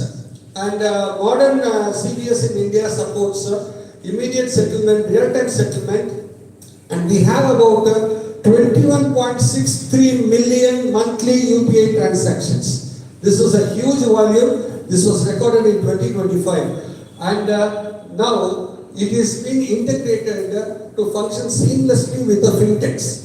Online and mobile banking trends. Online banking has also evolved to a greater extent. We have super apps and hyper-personalized interfaces. Banks now offer seamless transition between mobile apps. Mobile banking is very, very popular now, and we have web portals also where we can go and transact our banking operation. And now we have WhatsApp banking also. And with all these things, we have got what is known as account aggregator framework. So this is only enabling all these things to happen. Then AI-driven interfaces. Leading banks have replaced the traditional menus Now we have got voice activated, voice interactive systems, and the AI chat interface is also there. So all these things have improved our banking and financial services.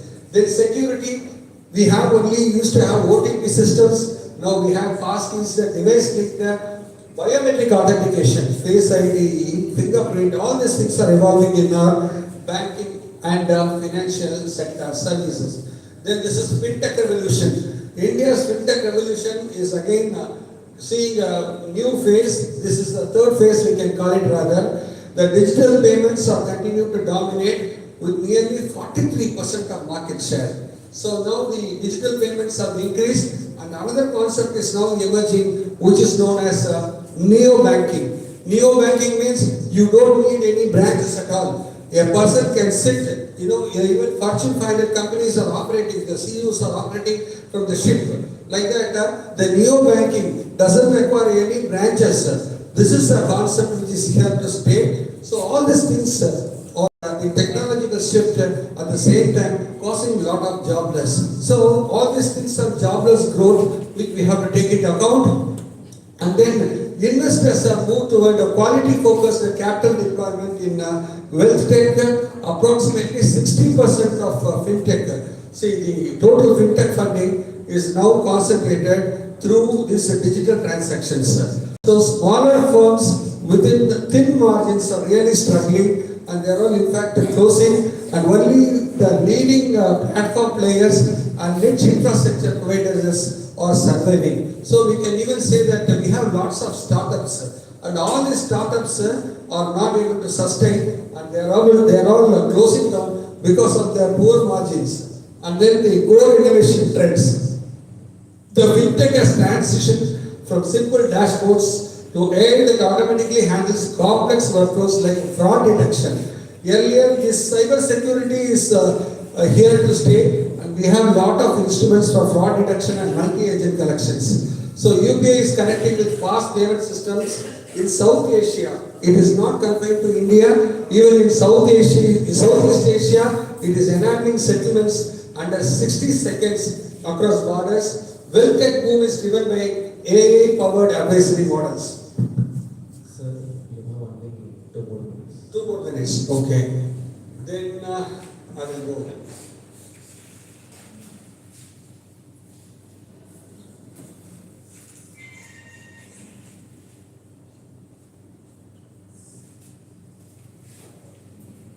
The overall impact.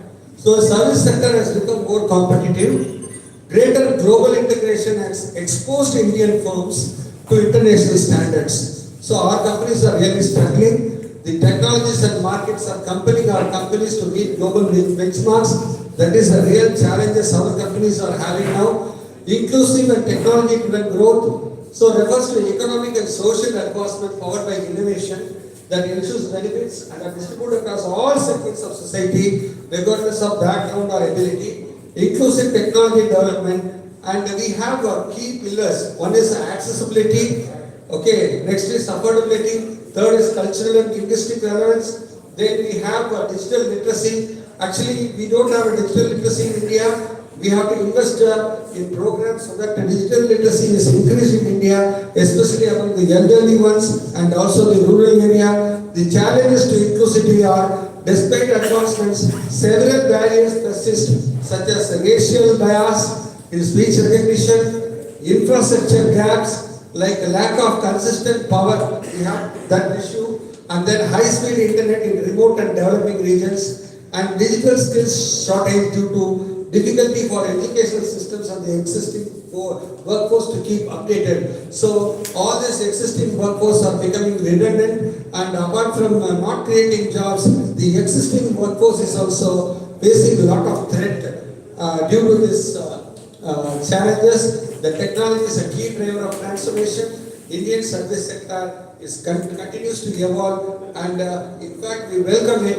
The technology is important, and the growth of science and technology, we are not against it, and what we require is a balanced approach which is needed for inclusive growth. Thank you.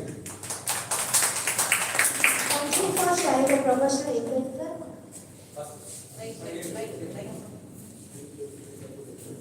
questions? You have any questions?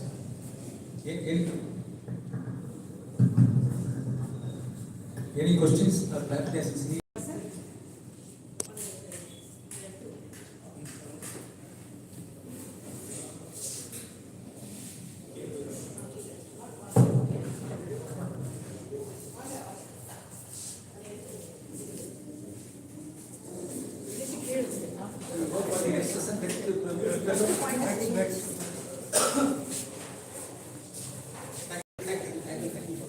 Next, I would like to invite Ms. Krishna John to present the paper Gig Workers and Paradigm Shift in Technology.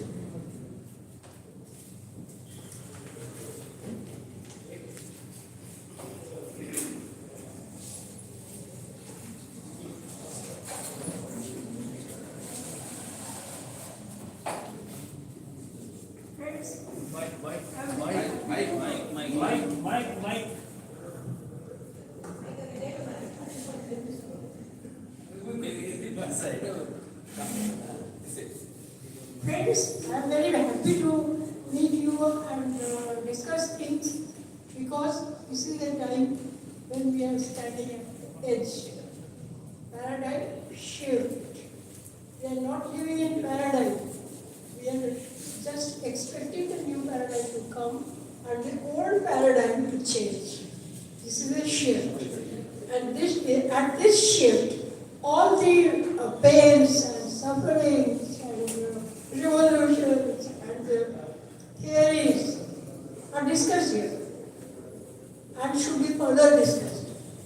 But then there is again the new one coming, new one, which doesn't have a past, because that kind of thing never happened in history. It doesn't have a future. Future is also not visible to us. I am talking in the context of us, our eyes, because this much I can see. So the future is also invisible now. You cannot fathom. Instruments are not available yet. Whatever is available to define the system is exploited.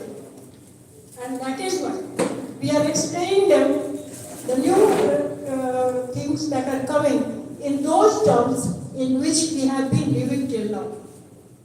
But then we must understand the thing that the instruments that are at the horizon, we have to catch them, understand them, and think of the ways also, which is of course very difficult, how to live with them. Comments, friends? One thing more. Till now, technology was not liberated. It is not. It is enslaved. It is in somebody's hands. Which Lenin had said that capitalism has evolved into imperialism. And it is in their hands. But the new period that we are thinking of, the new paradigm shift will come. That will ensure, because there's basic structures we can imagine. We can know through scientific outlook. We can know through books and other things, other information instruments, because they are now getting involved every day, every moment. So we can see the future system that is coming, in which there won't be industries, there won't be factories, because we have been talking about it. This also we have been talking about machines, but machines are losing their existence. Now we are moving towards nanotechnology. And that kind of technology, which is again more and more evolved, won't need any labor. Labor means physical labor I'm talking about. Of course, yeah. Mental labor will be intense. That will be there. But not physical labor. And that's why Murthy had dared to say 12 hours banking sector has already put in practice. But they are saying that you work for 18 hours. And he is the person who had at one time worked for the labor 6 hours work or 8 hours work, whichever factories were taking on more than that.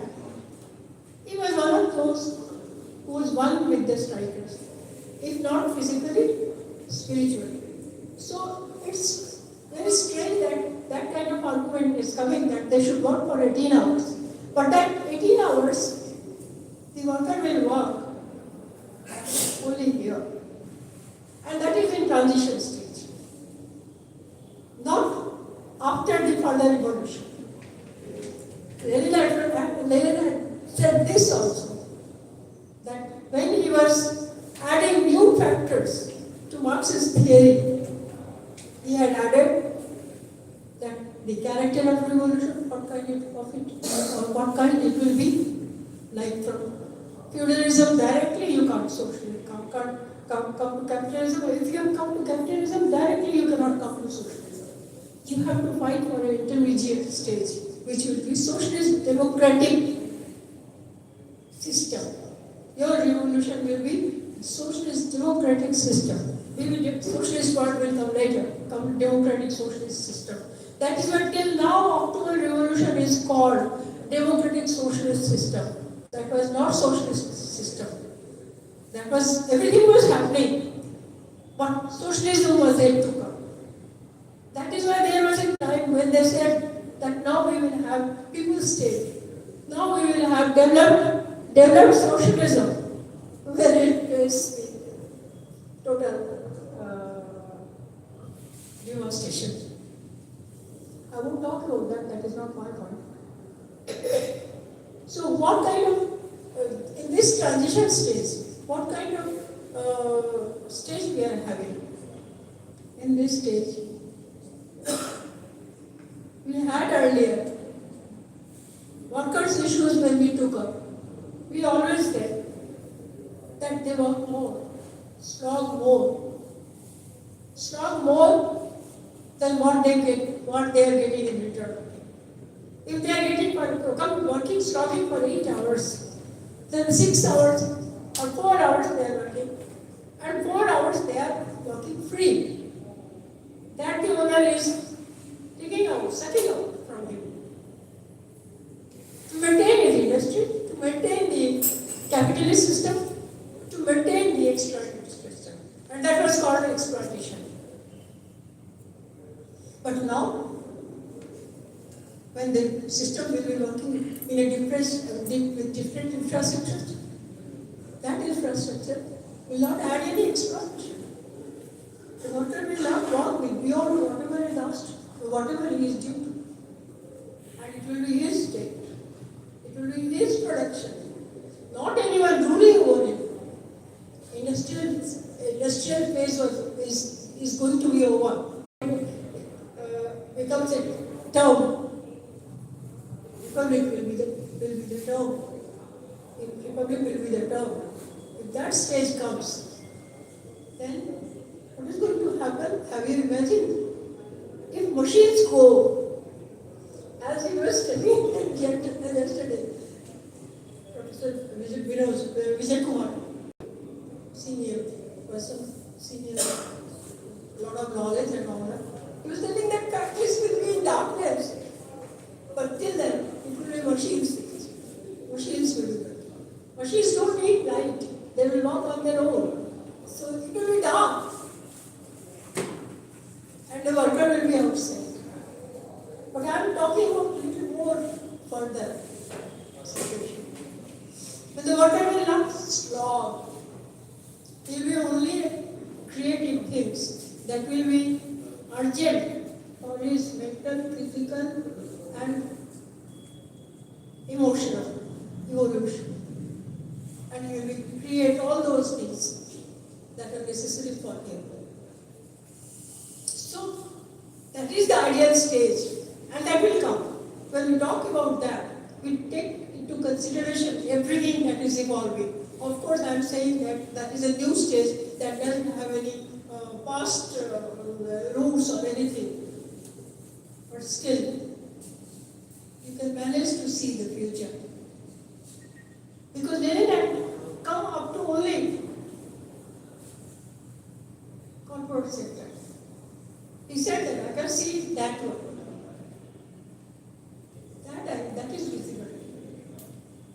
After that, you will come, the new generation will come, and that will become what is coming.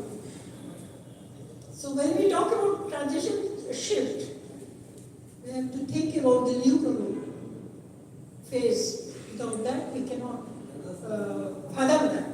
And what is the shift, even at the shift situation, what we have? We are living in a stage where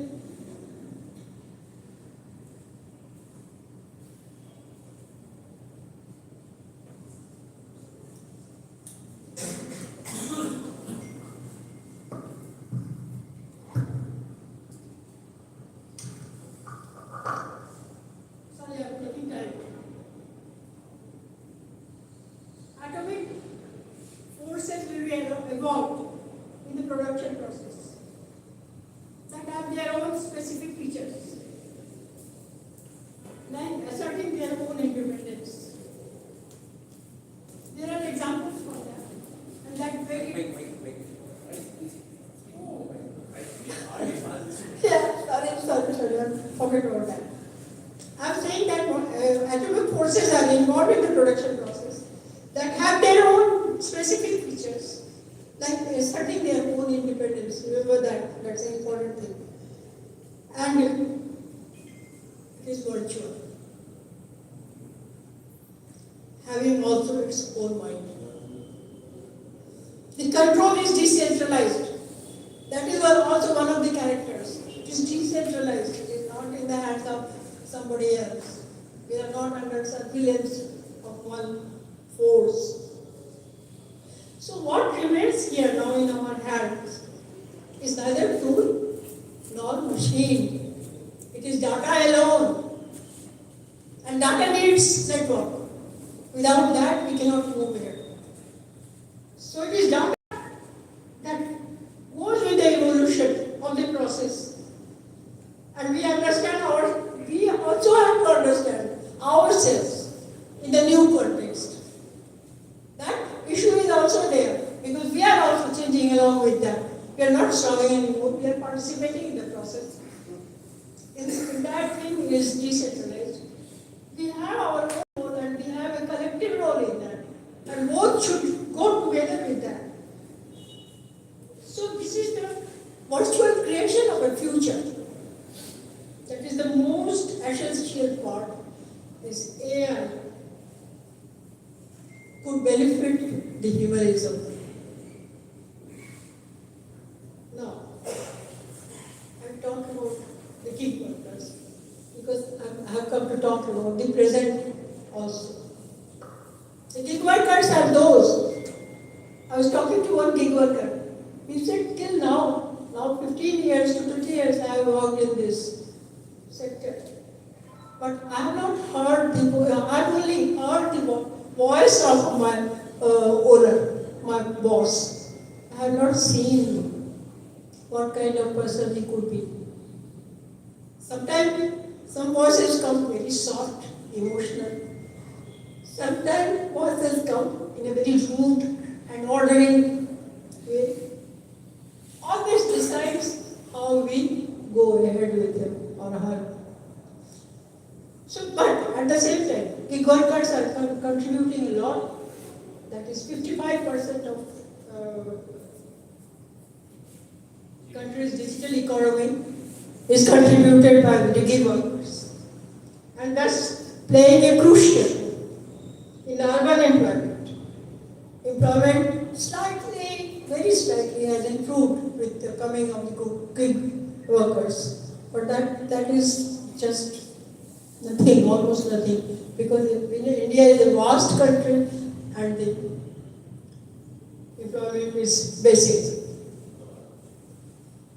It's a boon to the migrants, those who come running to these urban areas to get some jobs.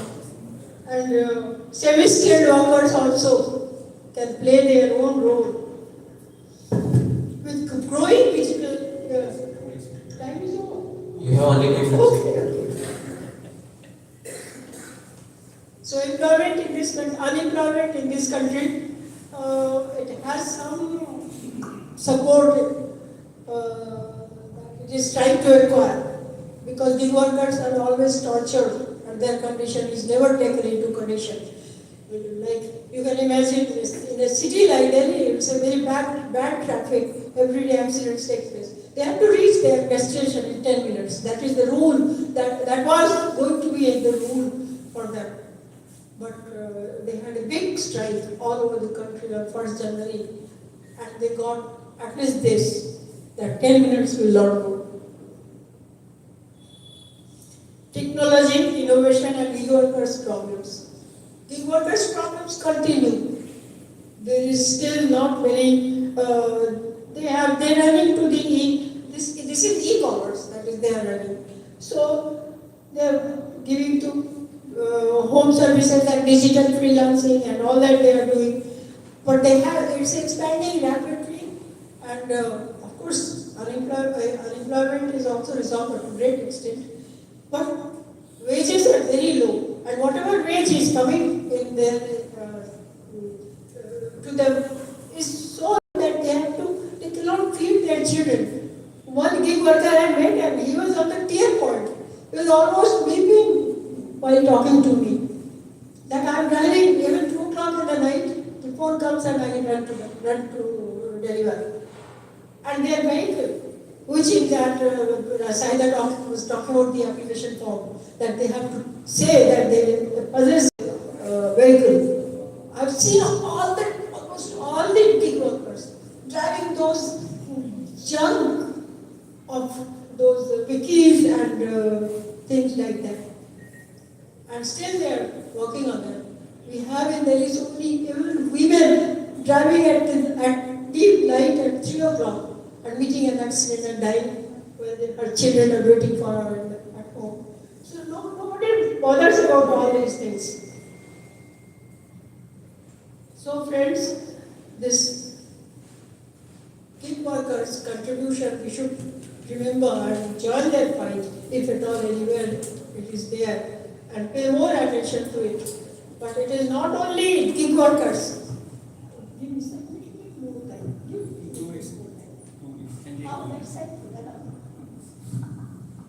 You must remember that every time when the social economic change came, every time socio-economic change came, there was a lot of earthquake situation. The entire situation was in negative extremity and positive extremity. Positive because there were positive things people fight for and sometimes get or don't get. But every time this great struggle must take place. And this will also, I think, will be marvelous struggle when it really takes place, because it's a break in the entire history. It will be a new society coming up. The people, corporate sector won't leave their rule so easily. So they have to see to it and get mentally prepared. Thank you very much. Thanks, ma'am. Your presentation was very nice and pleasant to hear. Any questions? You have any questions? Yes, sit there. Ma'am, ma'am, on stage. Yes, please sit down. Yes, sit there. Please talk about it.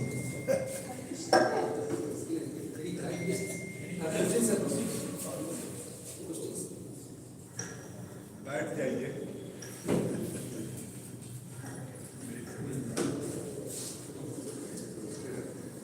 Yeah, one.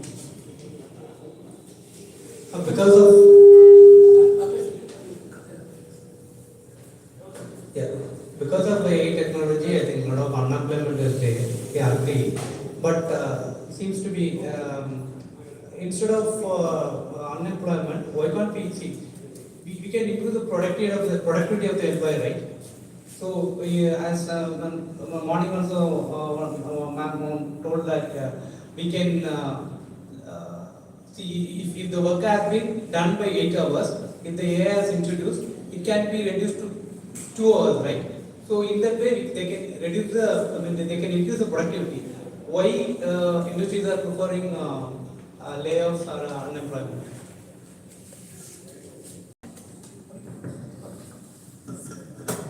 No, AI is doing it to our style, but it has to be kept in watch. You can't leave it like that. Like somebody was talking about surgical operations, and you can't leave that like anesthesis. You know what is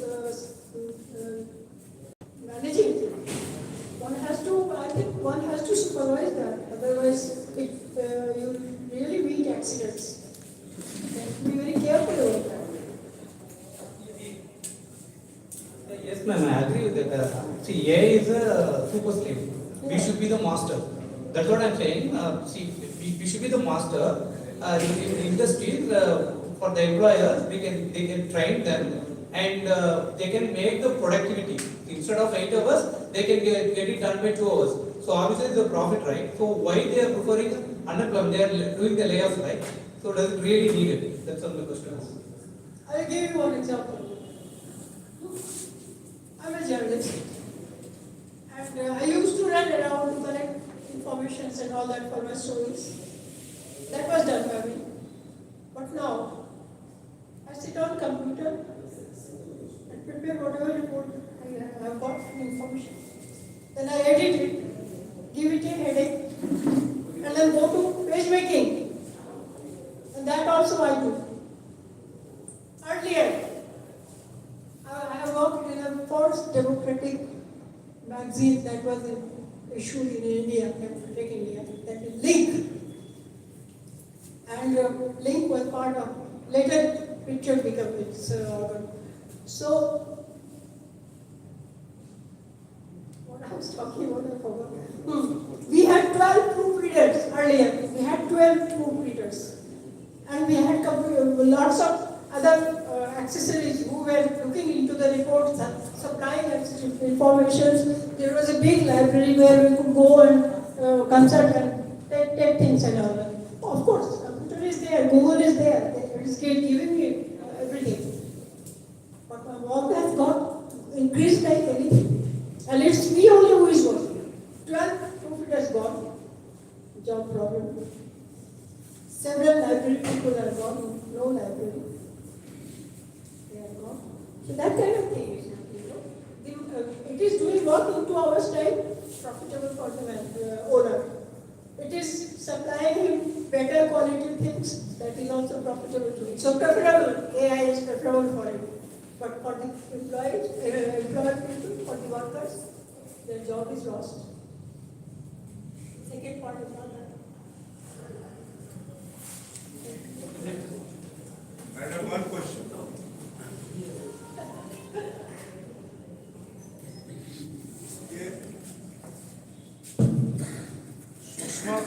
Susana Dubov, the lady which has written Era of Services Capital.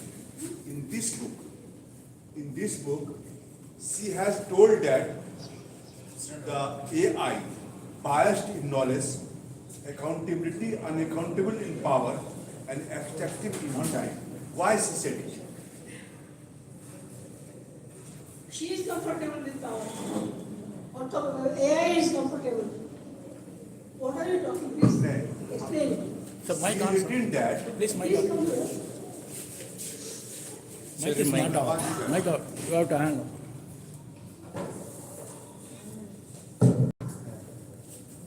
she has written in her book that the AI which has come here is biased in knowledge, unaccountable in power, and extractive in design. How? Of course. Why?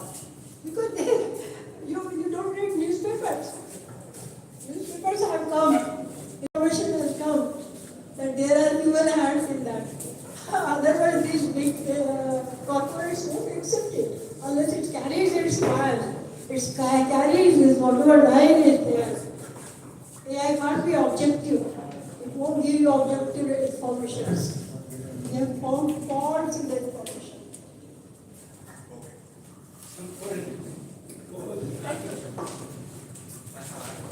observation.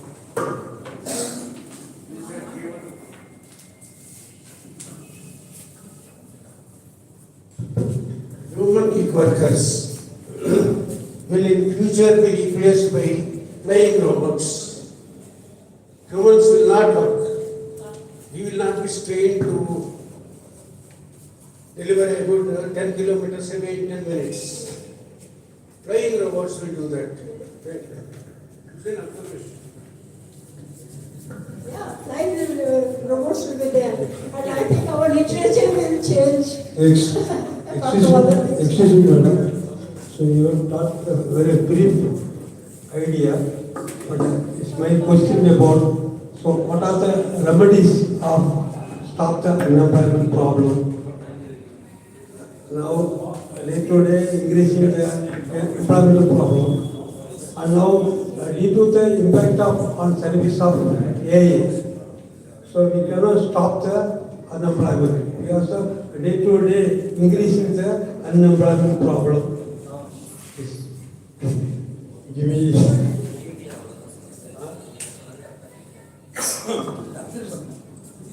How to stop the unemployment problem due to the increasing of AI and technological impact?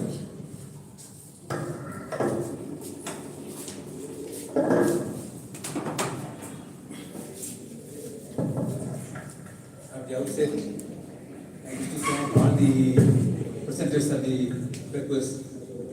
They did well. And I wish to also thank our coordinators, Selvan Deepesh and Selvi Meksha. I want to take your time for a few minutes. Every invention in history from the early time can influence and change the way of life. Learning and adapting were challenging. Still, these are challenging. A Tamil poem from the classical period, that is from more than 3,000 years ago, clearly emphasized the learning of technology, new technology. The poem advises in the following terms: learn the available technology profusely, even by playing, assisting, and serving the person who knows.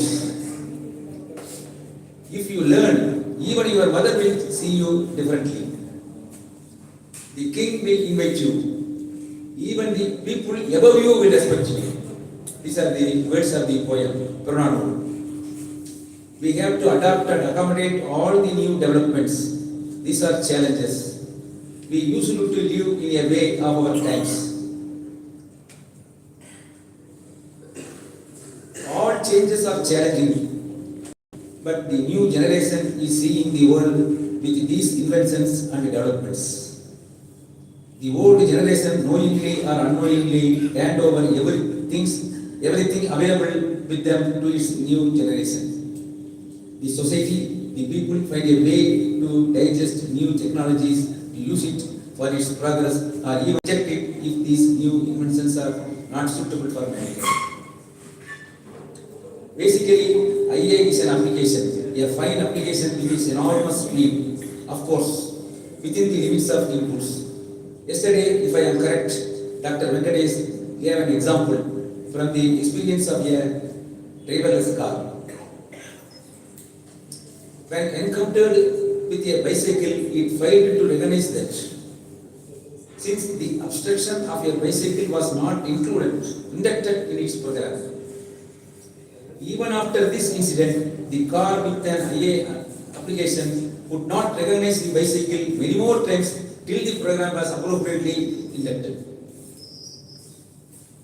But a normal man in the driving seat would easily recognize once he or she encountered such an incident. That is the difference between machine and human being. Even most of the animals could understand such an occurrence. This is the difference between a human and a machine. This aspect was well established by Dr. Ravindranath in his paper. The presentation of Comrade Balachandran have also some clarifications in this area. Human life is not filled with information and analyzing. inputs of old information and analyzing of available materials are different from production of enormous things for which labor is essential for the survival of the humanity. With these observations, I wish to conclude my words. Thank you for 183. 183. அதை Google பண்ணி எடுத்துறாங்க. Google பண்ணி எடுத்துறாங்க. For this 1 PM of 8 or 10 lines, I have written 170 pages of classifications. 170 pages. Will help us. You can take it immediately. Thank you. I request Mr. Arul Kumar, our AIPF person who has come all the way from southern part of Tamil Nadu, that is Kanyakumari, and he has been available throughout all 3 days and participating in every aspect, including the question session. So I request him to honor our Krishna Chak. For you, I'm searching you on the dais. So that you can come center. No issues. Come here.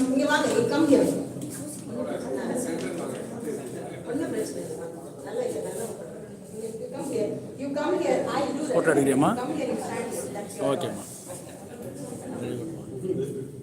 எனக்கு போட்டியா வந்துட மாட்டேங்குது.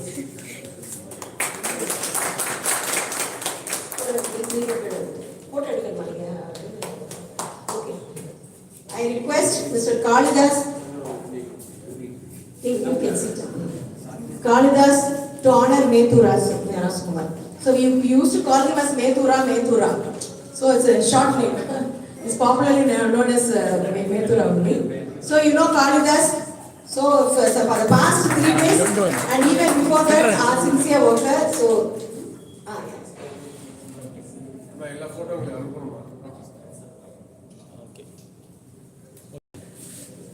So Dhanavanthan, Bhaskar. So I request Mr. Dhanavanthan to honor Mr. Bhaskar. So both are multi-talented. So if Dhanavanthan seems to be quiet, but if he starts speaking even for 3 minutes, he will tell a small story and attract audience. And he also from the Lab Association, and they are very supportive to this seminar. And thank you.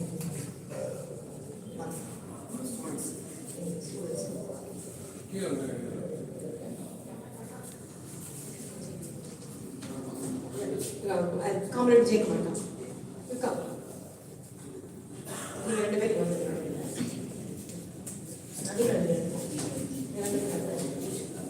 So I request our working president, Mr. Jacob, to honor our future AIPF leaders. Magisha from Pudukkottai Medical College. இங்கே வந்துடுறா. இங்கே வந்துடு. இல்லை sir மாதிரியே மாட்டேன். சென்டராக இருக்கும். வந்து கிராஸாக இருக்கும் சார்.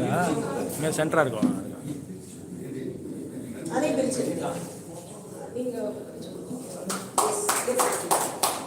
சார் ப்ளீஸ் சார் ஒரு ஃபோட்டோ சார் எழுதினா. Thank you sir. One more.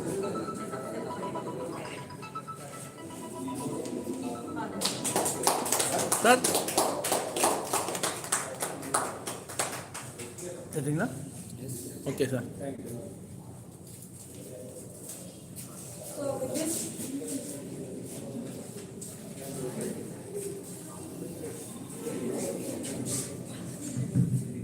This session and the last session of our seminar. So we are coming to the next thing. So we are handing over the mic to our General Secretary and the Executive.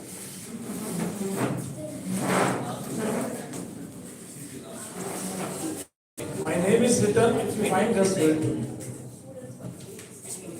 My name is written if you find just guilty.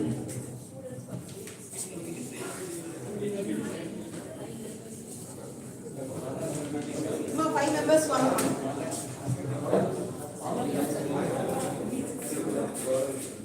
Oh, 5 members, 1. Soft bed, Vasale.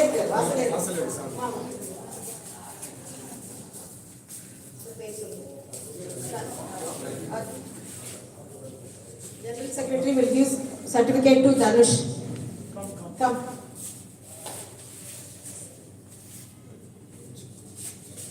So that is for paper. and the participation Dhanush has done for both. Okay, okay. So, rendu Next, poma? next. Yeah, give one more. Because for, and to him only, because for one is for paper presentation, another one is for participation. And the paper presentation for interior is appreciable. Thank you.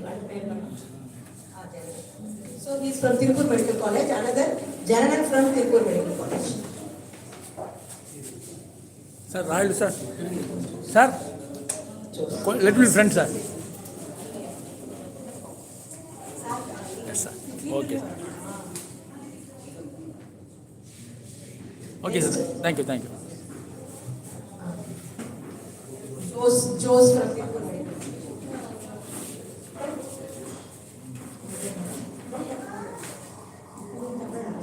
எடுத்தீங்களா?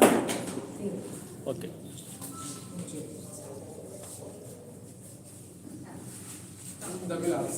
His name is Poon Tamil Arasan. Super. Arasan means king. Poon means flower. So his name has got flower. Then the Tamil, Poon Tamil. Next is Arasan. So he is the king of Tamil and king of flowers also. Next is Gautam. So Gautam from Salem Medical College. Comrade, you guys are எடுத்துக்கலாமா? Thank you.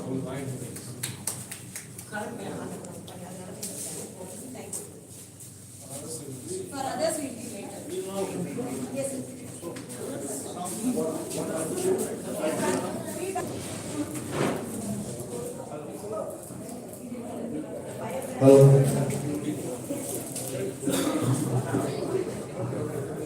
Friends, may I request you to take your seats, please. We are in the concluding session. And one important thing that we have to do is to get a feedback. I am proposing we will get at least 3 feedbacks. One will be from amongst the students. How do you feel? What do you feel?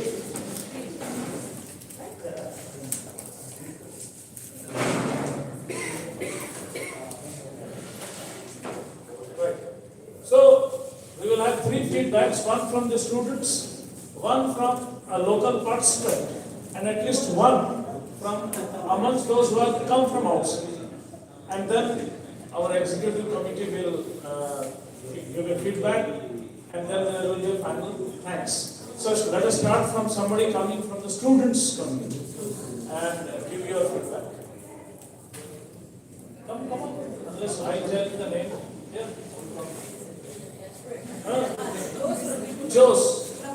Jose from Tirupur Medical College. Come to the dais.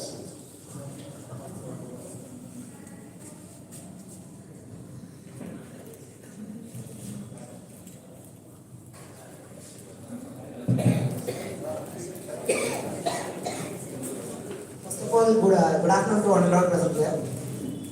As I am coming here, I didn't know what is the importance about this organization and the conference. I just want to explore and get some amount of knowledge.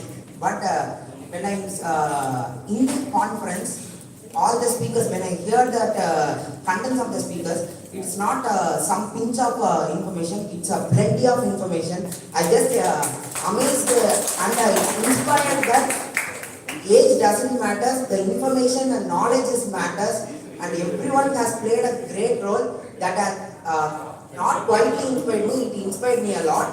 So in future, I will try to do like this because it inspires me.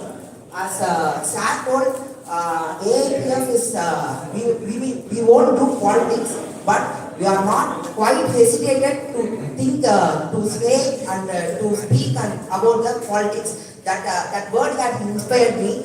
He told that in this organization we won't do politics, but in politics we conference, in politics we discuss all the things about the politics. That word has inspired me at the start of the session. This ignition has inspired me till the 3 days. I really enjoyed and I'm happy to attend this conference, and thank you for all the speakers and thank you for giving me this opportunity. Thank you. Thank you.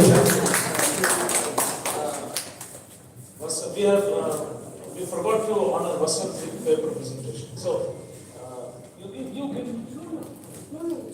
Okay. No. Let us have a clap for Vasant.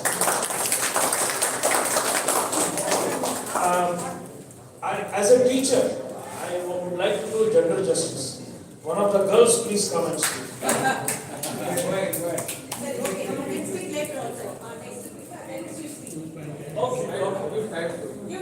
Okay, think, but one of the girls must come. They will come, no issue. Must come. And now I invite somebody from outside Tamil Nadu who has come all the way from his or her state. Please come and give a feedback.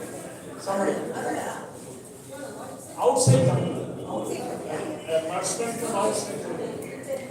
Friends from Kerala. Let's welcome him with a clap, please. It's a privilege for me. Thank you very much. Now it has been wonderful 3 days exercise here. This annual exercise we are doing. Actually, this is igniting the minds. That's what I feel. And even the last paper she presented, the invisibility of exploitation. That's going to be more and more invisible. And I don't know how we are going to encounter that. So in the national interest, we have every paper presented ignited something in the mind. And actually, I think that is the role of this exercise. We will have more and more things that we are to consider, and everybody will be putting up something unique. These papers would have influenced each one in a unique way. That's what I feel. And so, coming from Kerala, this time we had a wonderful time here, and I think Dr. Ravindranath, Dr. Shanti and the team have done an extremely wonderful work. Because from the time of last seminar in Pune, I was not there unfortunately because I had somewhere else. So from the very time we are getting communications about this seminar that is going to happen, and it's organized extremely wonderful. And our stay, we did not have to think anything at all. From the time we got up from the train, reaching here, going to the room, having everything was organized well, and having the young medicos here with us, it was such a wonderful time, and they have given us their part of their presence itself was encouraging. And then how this was prepared wonderfully, and on the 20th also, at night I got the message, this is the last time, you won't get any more time to do. And see, coming here, we had this book in our hand, and this is also wonderful. And I think this is a model event that you have organized, and for the coming events also, this will be a model for the entire AIPF. So, with this, I have much more to say, but I won't take too much time. And thank you very much for the presence and the cordial feeling that we have had here, the family feeling we did have here, and thank you very much. Thank you, sir. I think we can have one or two more inputs from those who have come from outside. Bihar, one input from Bihar. One input from Delhi. And one input from Andhra. One input from Yes. the capital. Huh? One input from the capital. Delhi. Delhi is banned. Banned, okay.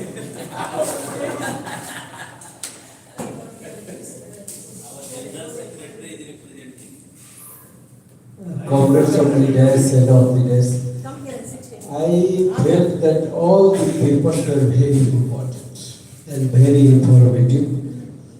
Except myself, all members have come with preparation with their papers. So I am very happy, very informative, but I feel that these are the challenges which have been presented in our paper. But how we can face in future is a question before us. So I think that AIPF should consider this issue, that the coming challenge can be challenged how by us. This is an important issue. Finally, the conference is very much, this seminar is very much organized. We are feeling like family. All the members all members and office bearers are familiar to me also. And I am also running an organization, so I know the pressure and the pre and cons of the organization, how it is very difficult to organize such type of seminar. So you have done well, Comrade Ravindranath and Comrade Saudi has done so well that we are much impressed.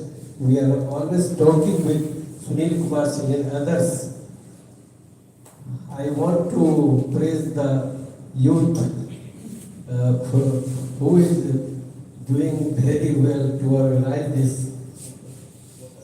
seminar weekly from Delhi. He is also a key point to organize all the things here. And the role of the volunteers, medicals are so much appreciable. I thank you all. I feel that in future participation should be increased.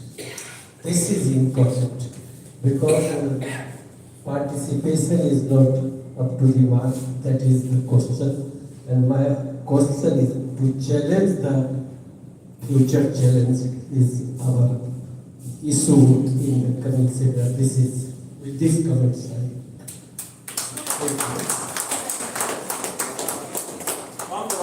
What's your name?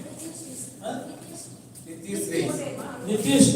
Nitish, please welcome Nitish.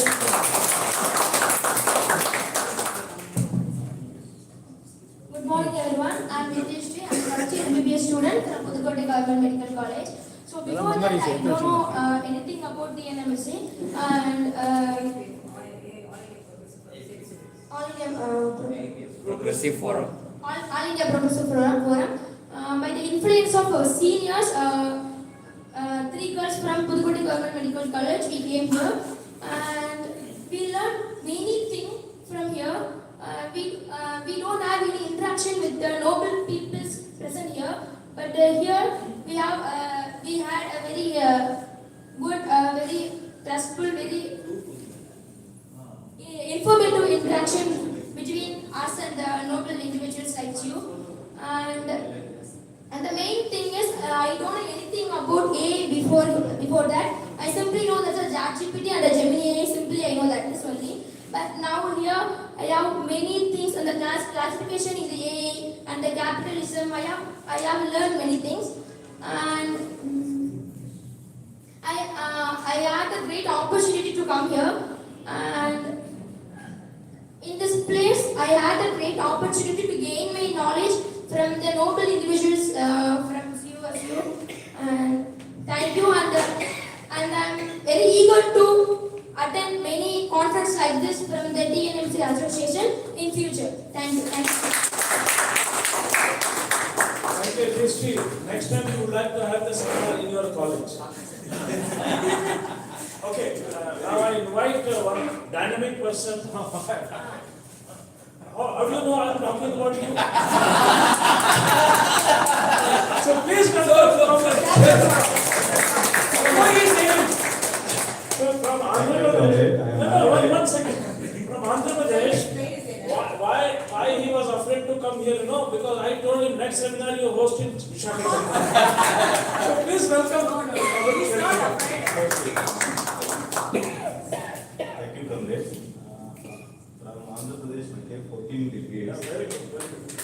We are very happy and we learned so many things in this conference. I translated the DASE paper in Telugu. Oh, very We good. reached nearly 10,000 people in Andhra. Personal. So many debates are occurred in Telugu social media also.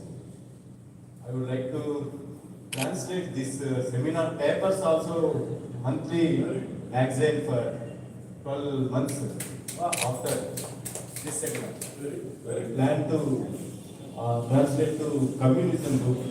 Every month one article we translate. Thank you. We are very happy. Also, this news also coming from Andhra. 2 new articles also came yesterday and One thing he's not telling.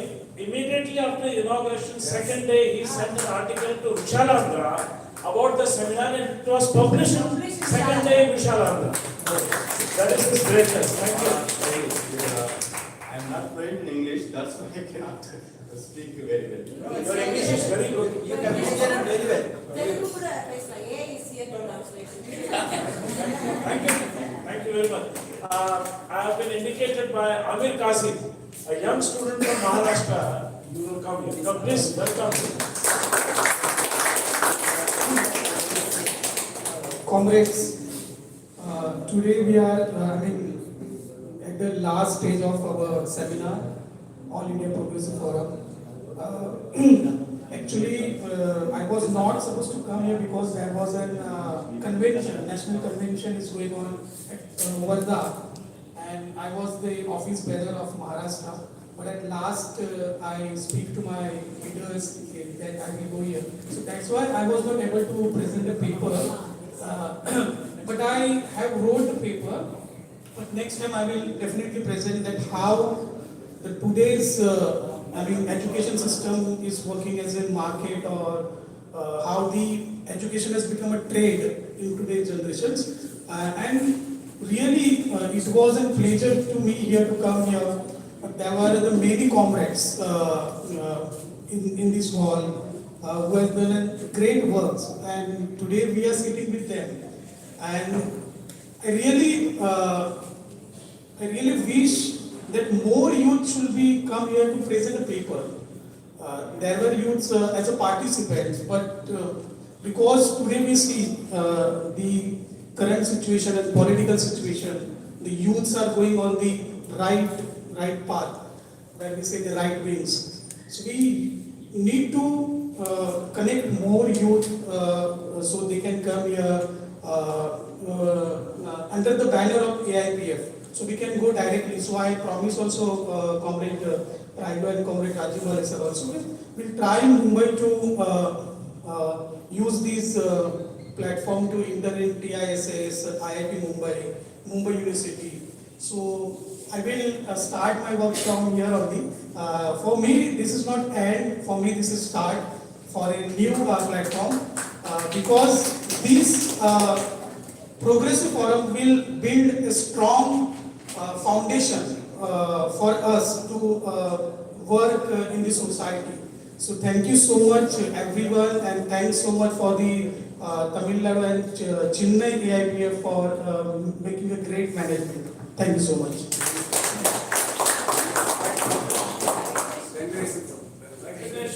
If you have, please welcome the lone watchman from Karnataka. He is a state treasurer.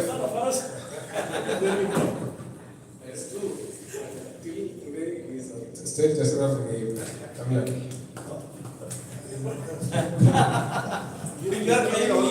He's claiming you. Respectful Anil and respectful Vijay Kumar and Comrade Yugal and Ravindra, Doctor, team of doctors. Really, learning is better. Learning is good, but listening is better than learning. So, whatever you read, it comes to the forum and listening some eminent people, it is a gift to us. Number of people they are reading books, but how we are keeping memory? But that is a very difficult.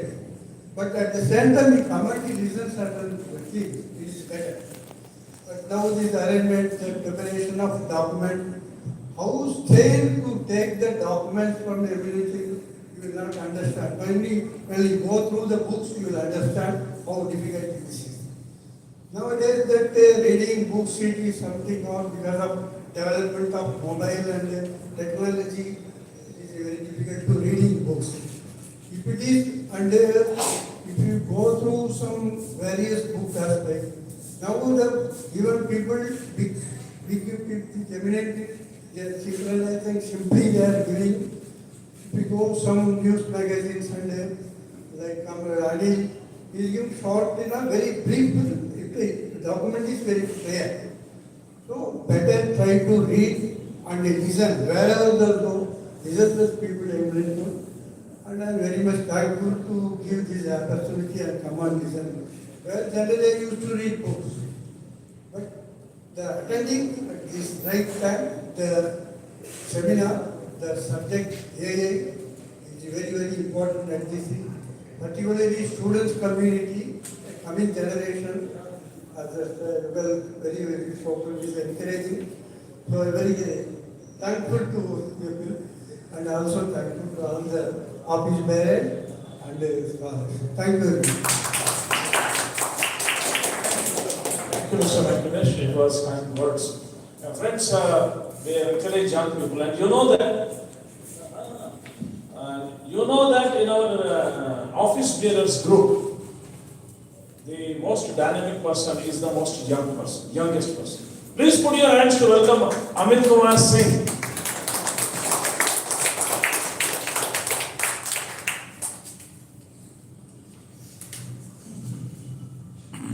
Thank you, Railu sir, for these kind words. So I am not going to say many things about this organization of this seminar, and I will say one sentence, and that is the heartfelt gratitude to Dr. Santi ma'am and Dr. Ravindranath and organizing team for this excellent seminar. I will just suggest two things. First, the young people should be added in our connection groups, right? So that they will get all informations regarding our activities. And second thing, with regard to our AIPF, and I would like to share an anecdote shared by Dr. Parna from Bihar. His paper was rejected, which was presented yesterday, by many forums and seminars where he was trying to propose his idea, he was trying to give his thesis in that paper, that was hedonistic measurement. That paper was rejected. And he was saying that I am going to present this paper in our seminar so that people can understand my hypothesis or thesis. So that kind of platform we are providing. And generally these topics are being rejected by the mainstream universities and the campuses. So we have potential to develop this forum as a democratic forum where dissenting opinion can be openly discussed. I think we should promote this culture and this potential. Thank you so much for this organizing session. Friends, unless somebody voluntarily wants to come, we'll go ahead. Otherwise, the forum is over. Anybody wants to come? Yeah, please. Good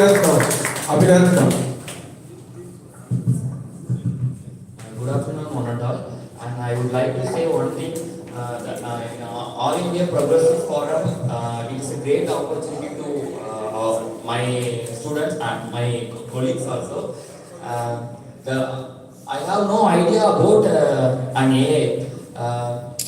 I have idea about little bit in AI, that's only the ChatGPT and Gemini, that's only. But here I have the vast idea about AI and how it is working and how it is generated. We have get more information about the technology, and one important thing, that is how it is impact on the social service sector. Certainly that is education, medical service, and finance service also, and how it is implicated and how it is performing in the working class, especially who it is having the capitalist. So that's we have gained the knowledge from the conference, and it is very useful to us. Thank you.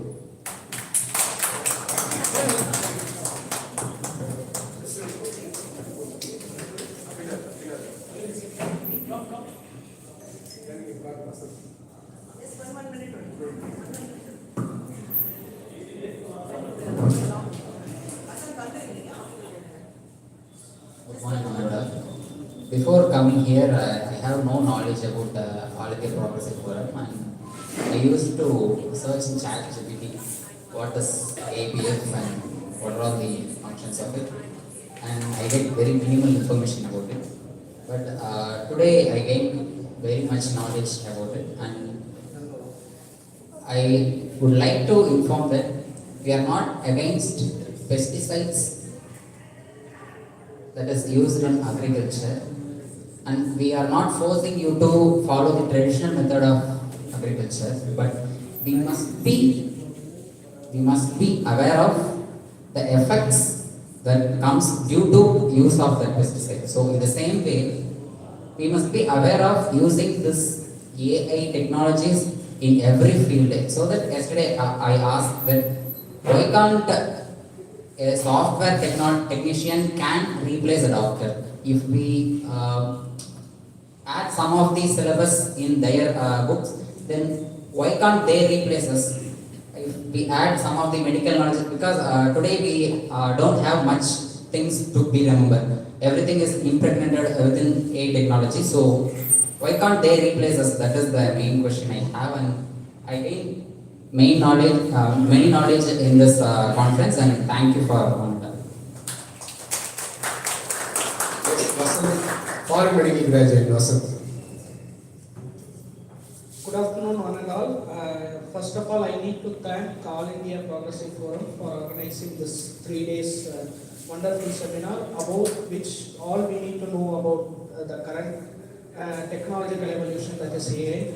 On behalf of our association and our association delegates, we thank, and we need more seminars like this to create awareness about AI, what need to do with AI, what don't need to do with AI.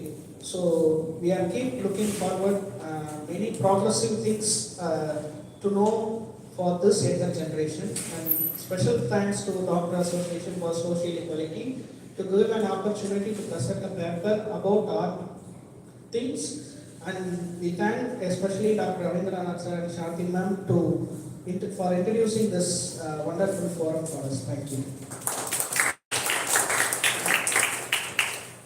Friends, now we are at the fact end. Only two good comments I would like to make. When we in Nagpur, when we conduct any programs, it's a challenge to get the students to AIPF platform. And it's a bigger challenge to get students from medical college to AIPF program. And here, Dr. Ravindranath and Dr. Shanti has brought 20 medical students to this AIPF seminar. In my opinion, that is a very positive development. I have only one request to make to the students. You are very serious students, medical studies require a lot of hard work. I have a request that in the next national seminar, some of you must make efforts to come and attend that seminar. And as a teacher, I would offer one thing. If anybody of you face some financial problem to travel, we will take care of that. Very good, thank you.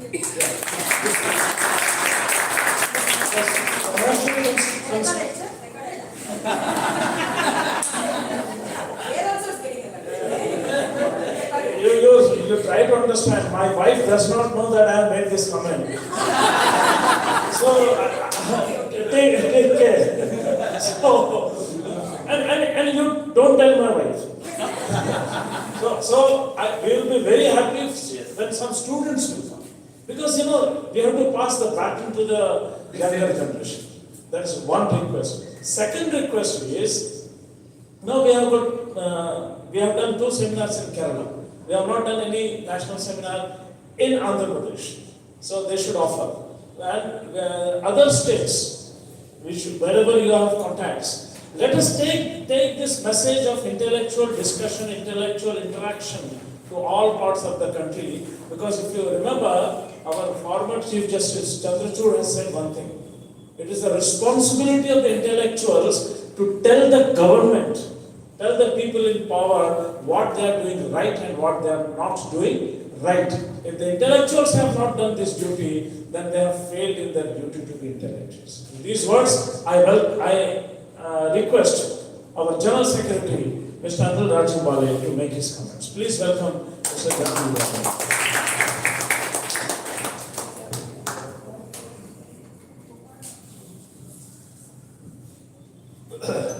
Respected President, other members of the DASE, and all the learned scholars present here. We had a very fruitful and active and interactive 3-day seminar, which often took the form of a workshop. With the last few seminars, it has been established that the All India Progressive Forum can attract very good scholars and very good papers and can engage in learned exchange of opinions in no way inferior to any advanced or the most advanced universities and institutes of this country. We have had 30 very good papers, very high level, prepared over several weeks and months with immense knowledge and ideas contained in them. Then we were discussing the topic of this seminar.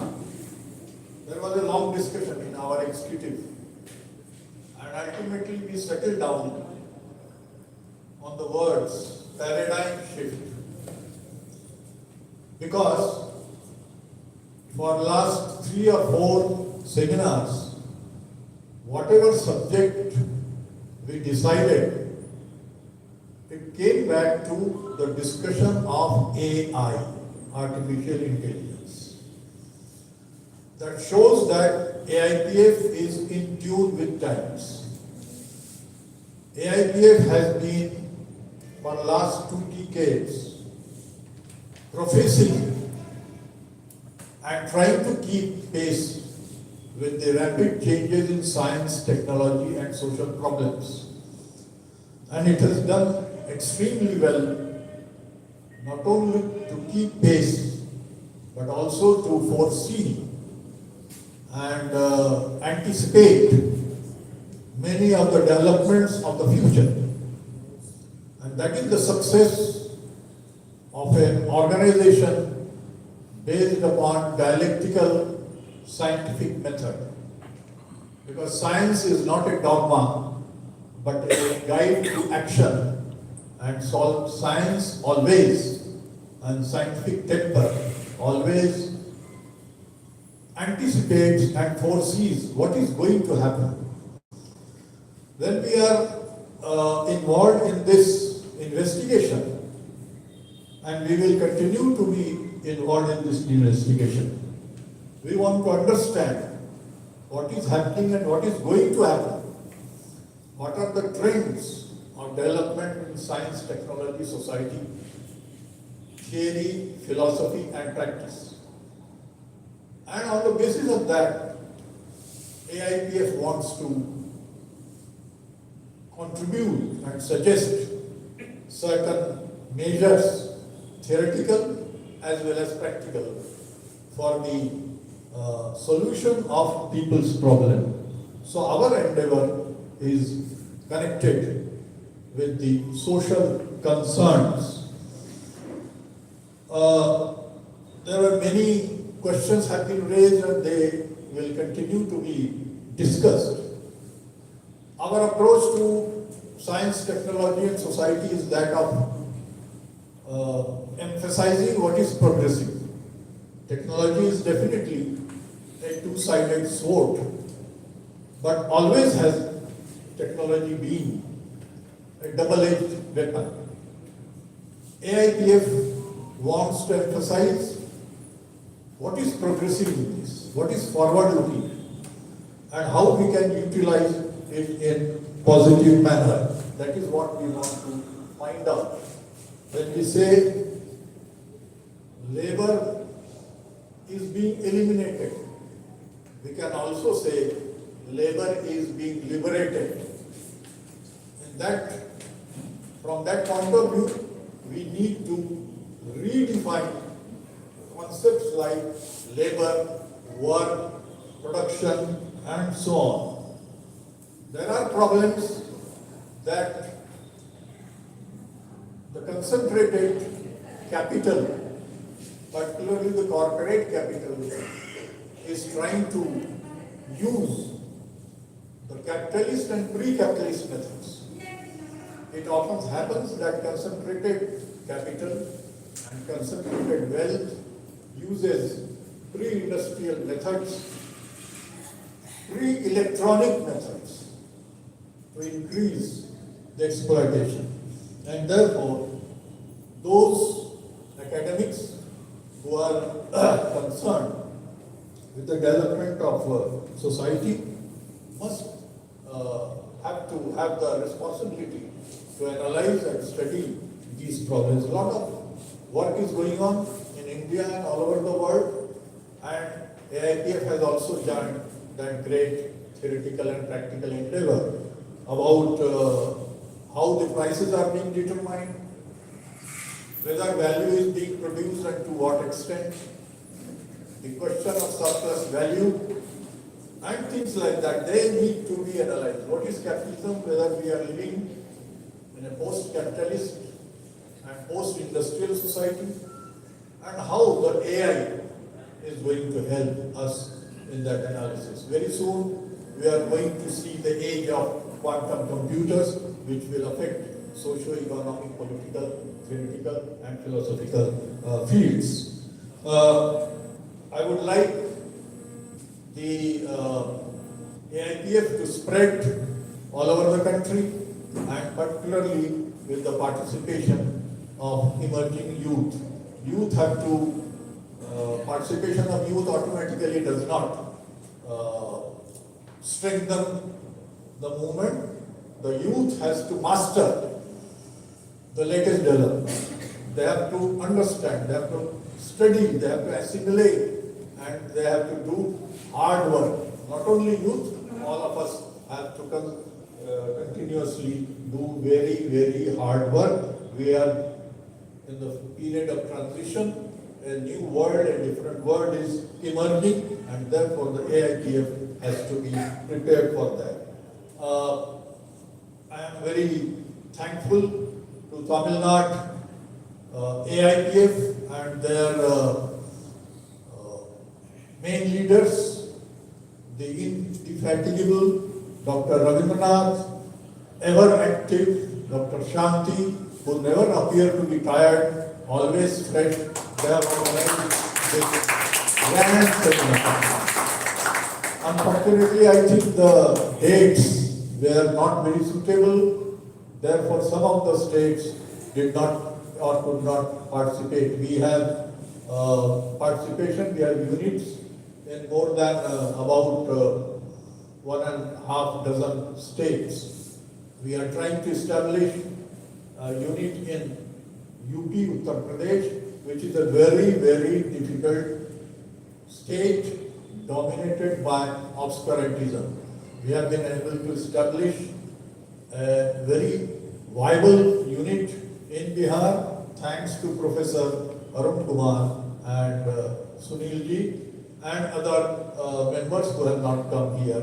We are trying to establish unit in Himachal Pradesh, in Northeast, in which Railu is active. We have established a unit in West Bengal. So in addition to the southern states, we have established unit or trying to establish units in many of the northern states. Northern states, for many reasons, are much more difficult and much more varied. We had a brief national executive meeting, and we had decided that the next All India seminar will be in some northern state. We are in contact with Himachal Pradesh, with West Bengal, with Assam, and maybe in one of these states in coming months we will finalize the program of our next seminar. Very good volume has been brought out of the papers by Dr. Shanti and Dr. Rabindranath, very well brought out, but that is unedited. It will be edited within the next few days or 1 or 2 weeks. Our general editor is Krishna Jha. She has been given responsibility by the executive, and other members also will edit and finalize. We have so far been able to publish one volume is already in press of Patna seminar, and other seminars are also being prepared. So about half a dozen proceedings have been prepared or are in the pipeline. So lastly, I will say, I would like to emphasize that we need more programs. We need more seminars. We need more workshops. We need study circles. Like Amit is running an online study circle every week. It encourages thought process. It instigates a process of criticism and sort of raising the thought to higher levels. And therefore such discussions for publications.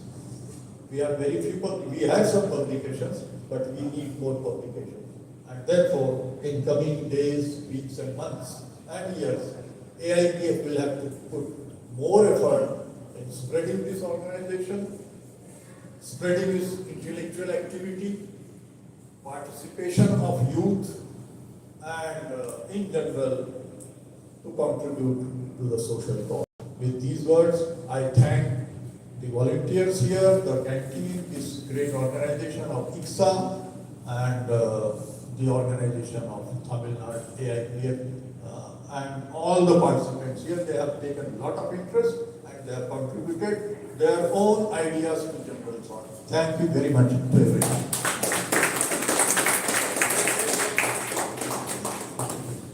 Thank you, sir. Ukarangal. Friends, we are now at the fag end of the valedictory program. And before I call our Tamil Nadu friends to present a vote of thanks on behalf of the executive committee, we are thankful to the Tamil Nadu unit. And as Mr. Anil Rajawala has rightly said, not only arranging the seminar, contacting different people, getting young people, and Dr. Ravindranath and Dr. Shanti, she made everybody a Shant in the last 15 days, I think. So it goes to her credit, and the food. Just the opposite. See, in Hindi say when you make somebody a Shant, that person becomes active. Take it in a very positive way. It is wonderful, and with that they have brought up the unedited version of the book and gave one copy to each. So the message spreads far and wide. With these words, I welcome Dr. Shanti to present a vote. Before that, our National Working President, Mr. Vijay Kumar, will present his final words. Thank you. I am very happy that AIPF is debating on issues which are at the frontiers of science, able to participate and give their views on something like artificial intelligence. Of course, there is saying that artificial intelligence is also artificial ignorance. As I have pointed out in my paper, that people are able to use AI without even knowing or getting the knowledge. You are able to generate knowledge. So, I think this will change in the future. It will become a part of their life, like computers have become a part of our life. Machine intelligence also will become a part of our life.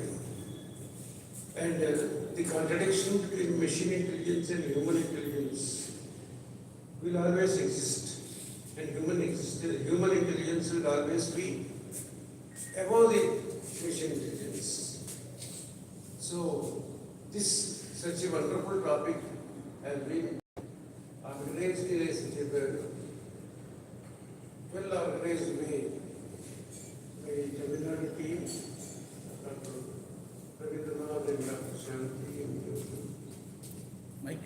others. And this kind of teamwork is excellent. I congratulate them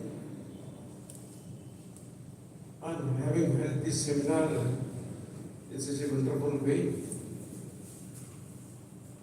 And it has to go on. It will not stop here. Our next seminar will be possibly in North India.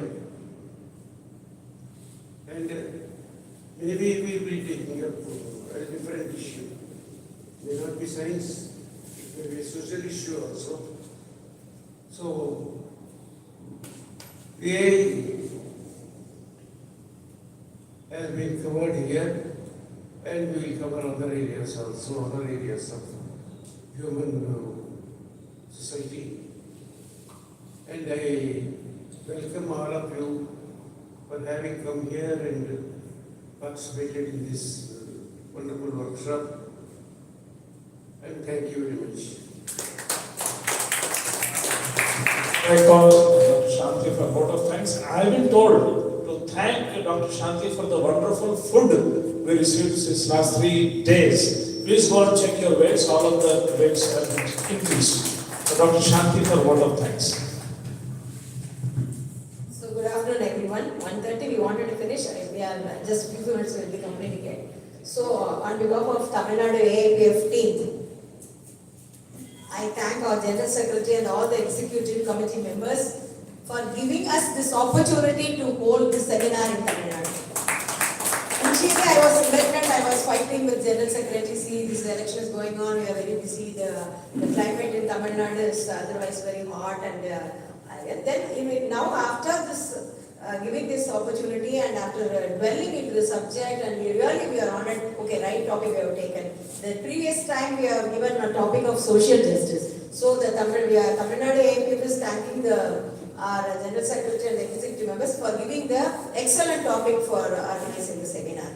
And we thank each and every one of the Executive Committee members for your presence and even 1 or 2 days before itself they came to help us in the organizing this event and we are really thankful for it.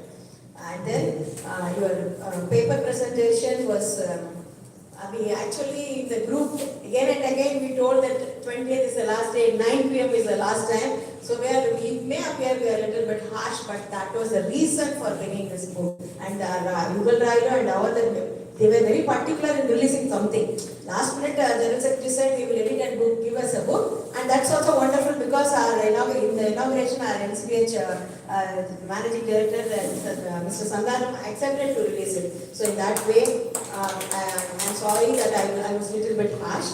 And then even here, to maintain the silence, I was a little bit harsh. Otherwise, the people would not have listened it very well. Because that's very important. Ringing the phone and disturbing the talking. So that, see, even the number doesn't matter. It is maybe 20 members, maybe 40 members who may be attending the seminar. But the speakers are excellent speakers and the papers are very good. And the AIPF is there. It's a serious place for discussion. And that is why I have to be a little bit harsh to maintain the silence. So it's kindly pardon me. So this is a time to thank each and every one. Who from RCS sanitary workers who have given donation and many doctors and Tamil Nadu Medical Student Association senior members have donated and Doctors Association for Social Equality and everybody have donated. So I have to see whether we are in a positive balance or negative balance. I have to see it. And then Lab Technician Association. So for donors I am really thankful and Lab Technician Association have given generously the fund and then giving money is one way, coming and work is very important. So Mr.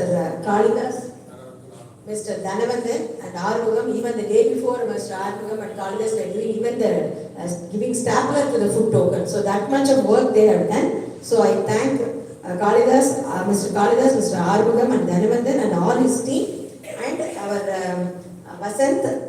He has to go for the duty, so he left, and foreign medical graduates, and Abhinath, our secretary, new secretary, and the Sendil Raja, Suddenly he came and he joined into our folder and really very happy to be to have Chandra Raja with us.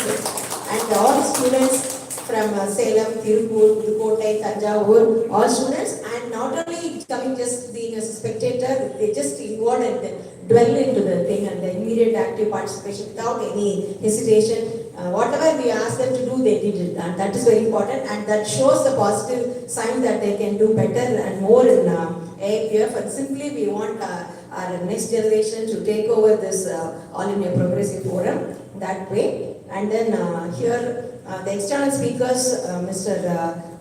Bhaskar and Comrade Vahida, and then Sunita, I thank them. And our NCBH director, and I didn't expect that he will come here because of this important meeting was there. And Mr. Santhanam, he came here. And then each and every delegates from Maharashtra, Karnataka, Andhra Pradesh, Telangana, and Kerala. So each and every delegates and other Tamil Nadu, Bihar, Delhi. So West Bengal, even one person, but he has given this contribution. And other state also, and from different parts of Tamil Nadu also, AIPF Tamil Nadu unit, Revati ma'am, and then Navneethan sir, everybody has come. So, and so I thank every delegates and their presentation and their participation and their cooperation. And then the ITSA Center, this is I think more than 200 programs we have conducted here. And then, so I have to thank for the all people. And then the food, lunch providing, because they are just cooperating whatever we say, and all the volunteers and the people who are standing before the NCBH book people, so that they are showing these kind of books are available to our younger generation. And our Dinesh, because we are working hard, and I am making Dinesh also to stand, sit, dance to my tunes, and so. And then we have tried our level best to have your arrangements for stay and food. There may be some shortfalls and which is not intentionally done, so I request sorry for the inconvenience if there is anything. And even comrade paper could not be included, and Sunil comrade, so it's very sorry for that. And then we will meet in the next seminar along with, and then I have to thank Yugul Railu for offering this kind of travel. And so I will not tell you your wife, and this will not be telecasted also, though it is being recorded. And so the next session, wherever it may be, and many other state people have come. So I used to tell one point again and again to our General Secretary, and telling this now also, comrade, we have to, the AIPF is the only forum which has come out with a detailed booklet on electoral reforms, and that no other forum, that is very important. So next step, that I used to say that we have to talk about the electoral system throughout the world, how it is there, and our Prime Minister, and we used to say the biggest democracy, dance of democracy, all these things in India, but it is not there, and this method is not the best way to express our democracy. In that way, it's a big blow even to that system is SIR, all these things. And we have one comrade who can, lab comrade Mr. Manigandan, who can express that how the EVM machine can be tampered, all these things. So we are ready. So if possible, and this SIR and all these things, and it's possible, if possible, for the next seminar, electoral reforms and all these things, if it's a topic, it will be really good, and this is a request from my side, in front of everybody I'm telling, so that any state who is going to offer, they can consider this topic if possible. And from bottom of our heart, for whole Tamil Nadu AIPF team, immense thanks for everybody. Thank you. Medical students will not next seminar from Tamil Nadu, we will contribute minimum 10,000. Minimum 10,000.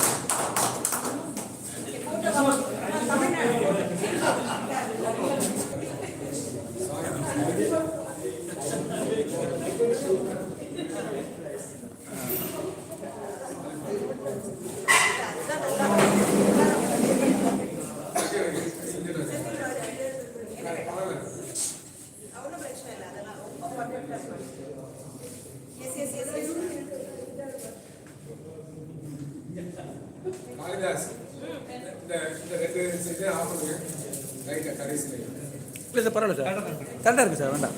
போறோம் போறோம்.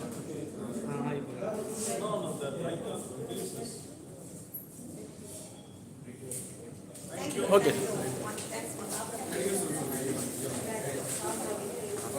ஓகேடா.